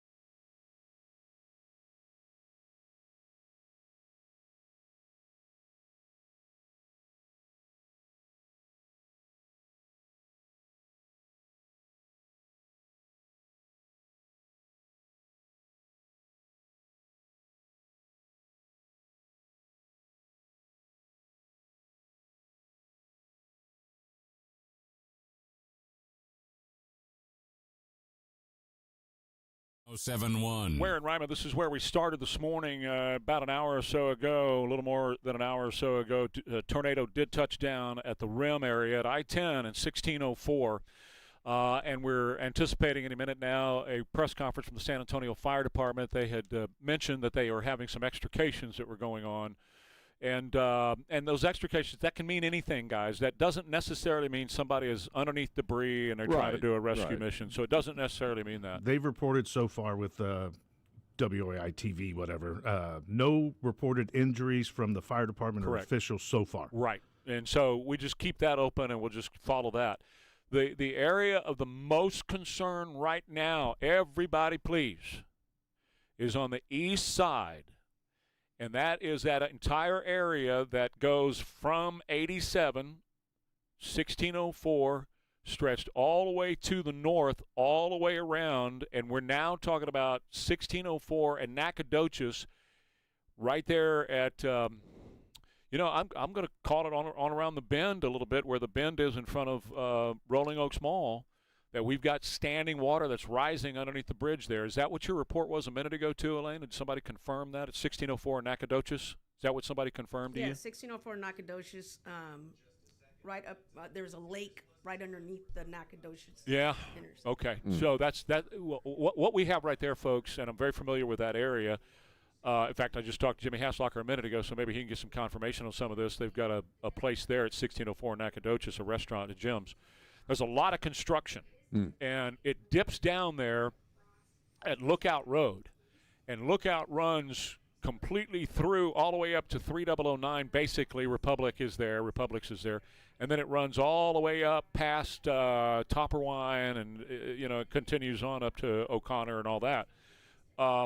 It's a low-lying area. And so with all the construction at 1604 in there, and you've got those barricades are everywhere there. Right, and they don't drain, right? No. They don't drain at all. No, and it's incredible because it goes down right there at Lookout. I'm just going to call this, if I can, try to avoid that Lookout area at 1604, okay? There's a Shell station there. There's a QT on the other side. There's a Burlington coat factory there and all that kind of stuff. And we're also hearing there's a full closure, I-10 East, near Highway 46.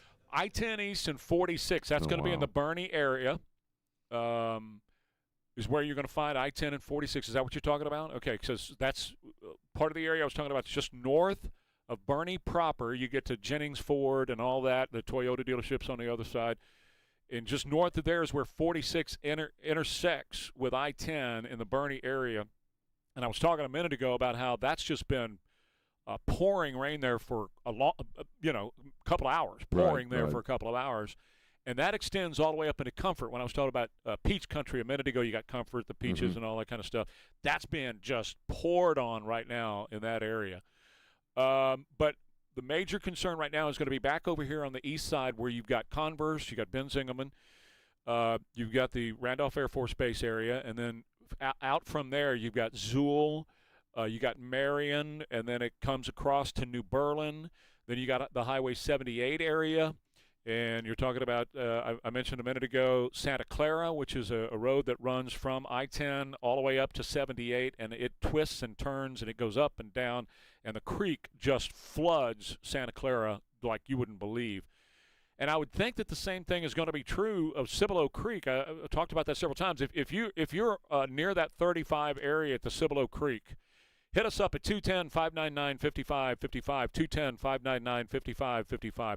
That's where the Mercedes dealership is on one side. Gilman Honda's on the other side. There's a lot of construction there as well. And I'm wondering what that is looking like right now along that Cibolo Creek that runs through that area too. 210-599-5555 if you see something happening there, because their radar is indicating a huge amount of rain that's been falling in that area. Well, I think that's a good thing to do, because people, we were talking with Bill, you got people with cameras, you got their phones. If you see it, as long as you can be safe, right? That's the main thing. And let us know what's going on. But be safe first. Now, I would think, just based on how this thing is moving, and by the way, it can do anything. This weather can do anything it wants to do. So when we say look out, New Braunfels, that just means be aware that there are storms south of you, and they have been trailing north. But that doesn't mean they're going to be in New Braunfels anytime soon. Now, we do have the southern tip of New Braunfels around 337, that Ruckel Road area and all that. The rain has picked up. It's beyond moderate now. It's between moderate and heavy rainfall on I-35 right there. So Okay, David just called I-10 East, just past the Guadalupe River. It's down to 1 lane. Yeah, because it's by over city. there. So the water's over on. That's I-10 East at the Guadalupe River. I would imagine that 281 is the same way right now because 281 on the Guadalupe River. I'm looking at that right now, and it just started pouring on the northeast side of San Antonio. Where we are. It just started pouring. It's just not. now. It's not drizzle. It's a heavy downfall. Yeah, we're getting hit right now. Do you want to break early for the? Yeah, I definitely want to do that. Let me finish my thought about 281 real quick here because 281 north of 1604. All the way up to Blanco, guys, heavy rain is falling right now. That's 281, all those shops out there north of 1604. Back in a minute, Ware and Rima, let me tell you about my friends over at Wealth Watch Advisors.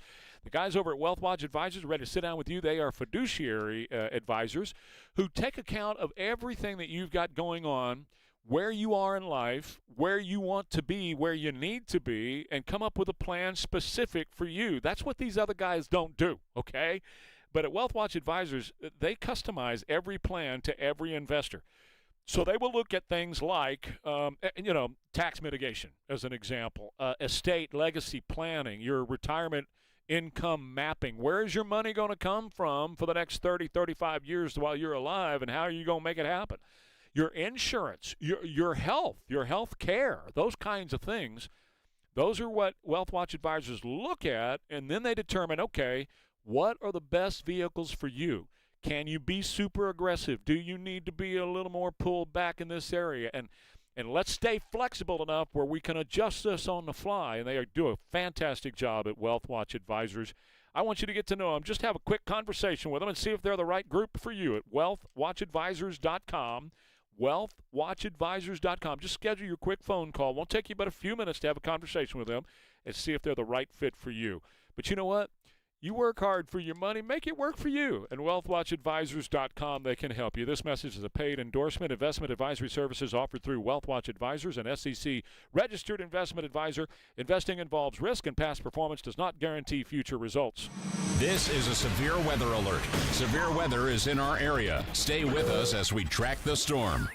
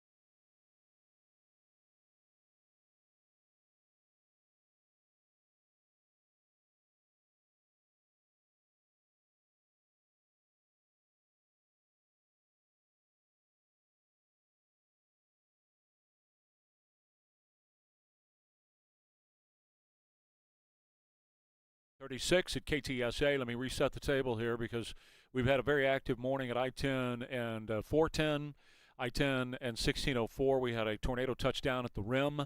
A lot of damage in that area right now. We have been looking at pictures of the Palladium, where the Palladium Theater, which is there, and it's the facade, the front of it has sustained a lot of damage.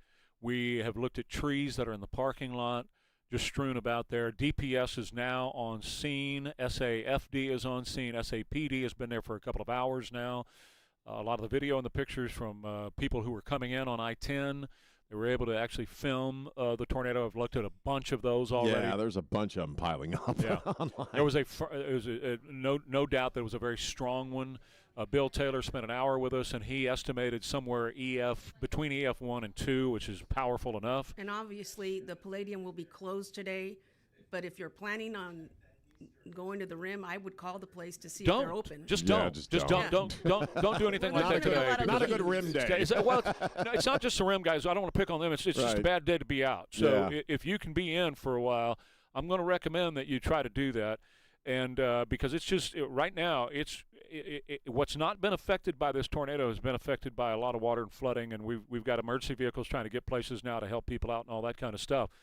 And we were just hearing a couple of minutes ago in a couple of scanners, as I had been talking over an hour ago, the tornado tracking more in a northeasterly direction, which would have put it, closer to Bergheim and then out there near Cordiata Ranch and all that. Don't have any confirmation on any of that, but we've had some chatter that said that's the direction it was heading in. So, but up in the air, it only touched down at the rim. About an hour or so ago when Bill was on, we were talking about the intensification on the east side. I had a lot of concern about that. I'm looking right now at I-10 and Seguin, and just north of Seguin, you've got where 725 rolls between I-10 and I-35. And you've also got 123, but that's a little bit further north from where I'm talking about. I'm talking about out here where 725 would be. I'm talking about McQueenie. You guys who know McQueenie, okay? You've got the great restaurants that are there, McQueenie. You got the lake itself. The lake is getting hit hard right now. So is the Guadalupe River at I-10 near Seguin. You got Blake's, okay? And that's the area I'm talking. You guys who know Blake's, that's the area I'm talking about. And then on up on the way to 35. The heaviest and the largest cell right now is going to be concentrated right at the Tri-County line. So you're talking about Guadalupe County and Comal County and Bexar County. That's called the Tri-County area. It is extremely heavy rain that's falling there right now. So that includes I-35. That includes Schertz, Cibolo. That includes the Cibolo Creek, which is right there that runs along Evans Road. You got all those businesses that are along there, too, where it ends up right at Lookout. Nacogdoches 2252 is right there. It's now called River City Church that's there. That's where Verizon Outdoor Amphitheater was, the Polo Grounds. Okay, that's where the creek runs, right along there. Goes right by St. John Newman's church, Catholic Church, which is on the corner of 35 and that area. The creek runs right underneath there, and that creek, Sean, when it doesn't take much rain at all, Right. and that creek shoves up, and I have seen it over the bridge in the past at I-35. I have too. Yeah. And also, don't forget Bracken. Bracken has got a lot of construction going on. It's crazy with construction in Bracken right now. And so that's going to be an issue. If you're trying to go 2252, I would advise against it. And because there's a lot of low water areas there. You've got that 83 Lumber that's right there. You've got the old JW's Saloon that's there.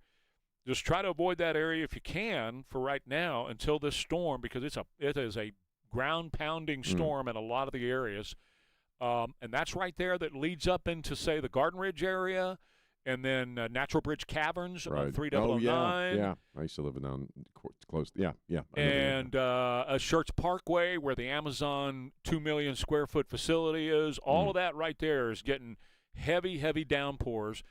And for the most part, we're concerned about I-35. And the reason I'm bringing up all these things that are off of I-35 whether it be 78 or whatever, guys, you know, a lot of those areas are going to be full of water. Yeah. And if you think you're just going to get off I-35 and try to run up 2252 or 78, that's going to be a tough call for you because of that Cibolo Creek that runs through there. So you need to be aware of that too, because that's probably, if you're going to talk near San Antonio, that's the heaviest downpours that we're getting right now is going to be from I-10 east side of San Antonio all the way where I-10 and 1604 intersect. They're building a brand new HEB there, and a complex of stores, and they got a new HEB going in right there. That's where by the Gunslingers headquarters. Okay, that's where I'm talking about. And then you push north, and you go through Converse. Oh yeah, and you go through Randolph Air Force Base, and then you go through that whole area out there close to Ware Seguin Road. And then you get into Seguin, or I'm sorry, you get into Schertz, and then on up through Cibolo, and then on the other side of 35. So it's a major heavy downpour that's going on there right now. This isn't over yet. I'm largely trying to stay out of your way. No, you're doing great. You're doing a great job of getting all this information out there. And I'm just sitting here and I'm seeing some of the video from the rim for the first time, and the Palladium and the apartment complex.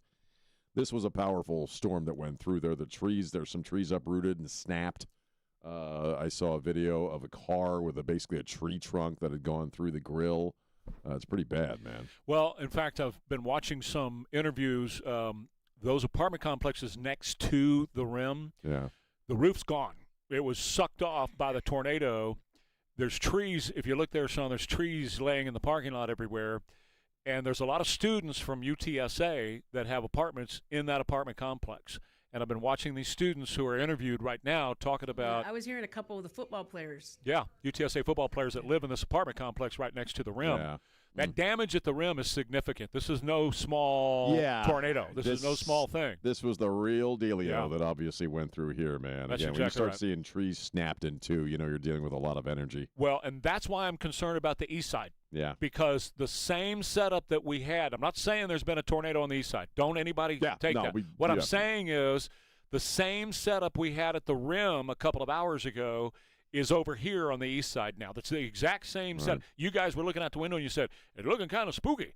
Yes, it got very cloudy. It got another system started to come in. That's what happens is these things get in that training. Do I get too excited here? You're fine. Okay. You're doing great. You're the man. No, you're doing great. These things start they start getting more power behind them as another one builds in behind it. And so that's when you're seeing the intensification, and we're having that on the east side and northeast side of San Antonio right now.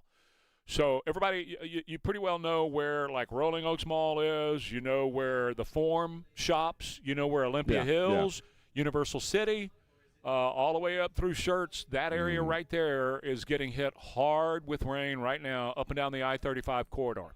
If you're in New Braunfels, if you're in San Marcos, and you're thinking about coming to San Antonio, hold off for a while. Just hold on. Yeah, and you can geek out all you want. That's what we do. Well, no, you geek. This is his wheelhouse. That's why I'm like, I pull back and let you go because you're the one nobody is better at disseminating this information than you. Inform the public. Okay, all right, that's what we're doing. And Don, we're going to break in here just a second. Down at Lone Oak on the east side of San Antonio, there's been another intensification in Lone Oak, and that leads out off of 87, which, boy, look at that. Whew. It just updated for me. Lone Oak on out 87 toward China Grove. We just had another storm just came up out of I thought they were done, but they're quite obviously not, because as you follow 1604 on down southeast, not quite yet to 37, but pretty close to it. You know what? 181. Down there where the highway to Floresville, where 181 and 1604 come together southeast side of San Antonio. Heavy downpour there as well, and that's lifting to the north. Let's take the break. Let me tell you about Bjorn's.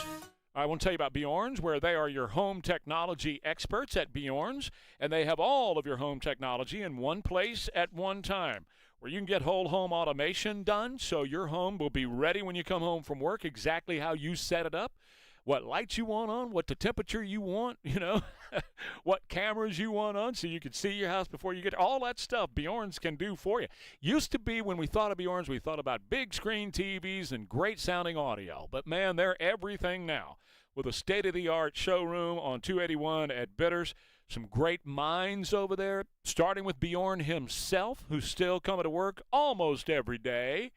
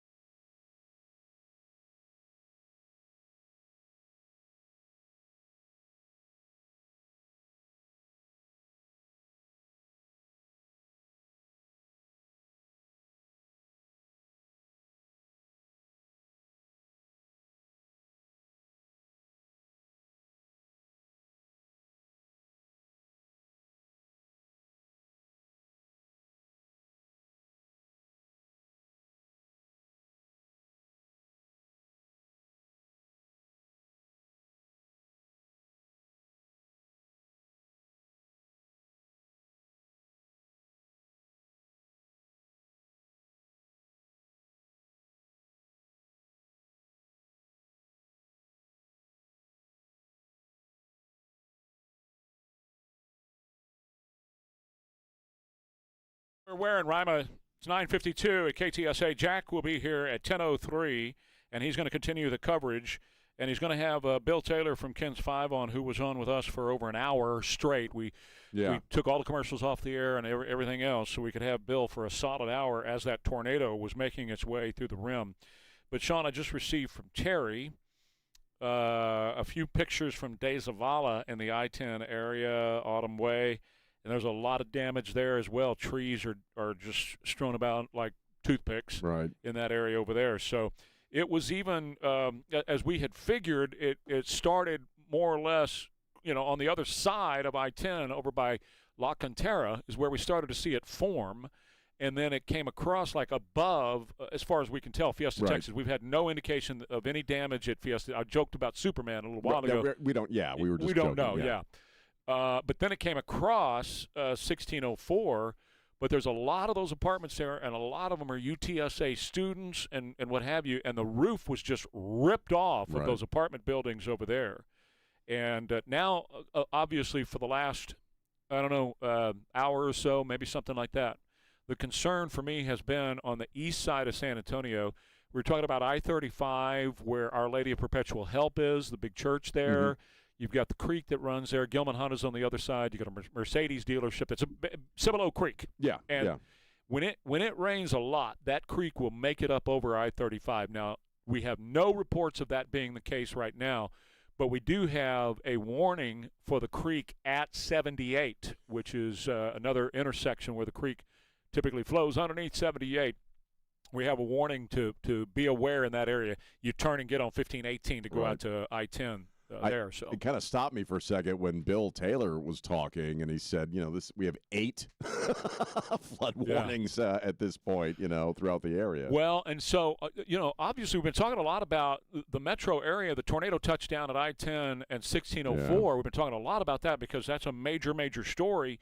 But also west of us, man, they're still getting rain. And I'm looking at Highway 90, just north of Highway 90 in Uvalde County, and it has been raining there since yesterday morning early, the night before last. Yeah, I saw some videos last night. It looks like a river running across the road. Yeah, it's amazing. And then Medina County, heavy rain is still going on over there. And, guys, that's going to rain out west of us all day today, tonight, and tomorrow. I even see it going in Friday over there. That's west of us. I see us clearing out by Friday. In fact, the heart of San Antonio, like downtown right now, is clearing out. It's looking okay. But east side of San Antonio, from all the way down southeast at 181, the Floresville Highway, straight up, not quite to 37, but straight up 1604 into Lone Oak, and then 87 and all that on the east side of San Antonio. We're talking about heavy rain right now. Well, before we run out of time, I just want to say you are amazing in these situations. In the past hour, I just try to stay out of the way as much as possible and let you get the information out there because you really break it down in a way that I've never seen anybody pull off. So, I mean, excellent. And that's why this is the place to be when the weather stuff goes down, because we're going to have the most recent information out to you as soon as possible. Bill Taylor was amazing. Everybody, please send him a note, if you would, an email, and just tell him thanks for being on KTSA this morning. I saw a video of him. He did a prayer on the air, but he did a prayer also on TV, on camera. Wasn't it great? When he was talking about this, So he prayed with us this morning, and he's also a pastor at their Gateway Fellowship out there, which is right down the road from me, and I'm going to be going there. Go. I want to check it out because it's literally right down the street from where I live. I wish I lived over there. I'd go to that church, but I watch him online. He's absolutely an amazing preacher. Yes, he is. Fantastic. He's gifted. Let's see here. Let me just check some more of my information. Somebody's telling me now, my sister's telling me she was on 1604 when the tornado touched down. Oh, no. And we're not sure how we're getting home. All of the kids, meaning my nieces and nephews, they are home, and they're all fine. But, folks, this east side storm right now that wraps around and goes all the way up 281, in fact, just north of 1604. So that would be just a little bit north of Stone Oak Parkway, the Central Hospital that's up there, Stone Oak, Hardy Oak, that whole area. They've had some pretty heavy showers. It's kind of moderate now.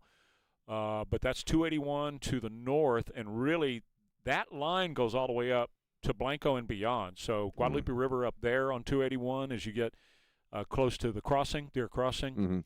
You get close to Sandra's. You get close to Dripping Springs. You start heading up that direction, and that's going to have no, not Dripping Springs, Spring Branch. I'm sorry. I've got all these running in my head, Spring Branch and all that running north.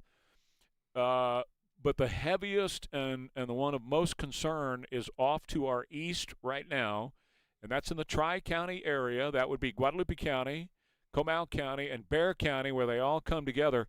And, folks, it just parked. I mean, the heavy rain it started to come down around I-10 on the east side of San Antonio, I-10 1604, I-10 and 410, and it just parked. It just sat there, and it's still there.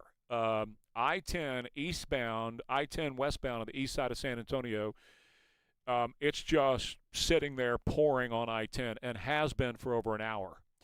And then if you draw that line straight from I-10 and you go directly up past Ware Seguin Road, you're right there at Randolph Air Force Base, and then east of there, all the way out through Marion on 78, all the way out past New Berlin, that Santa Clara Creek that runs through there, all of that over to 78, and then all the way up to I-35. We've had moderate to extremely heavy rain that's been falling in that area as well.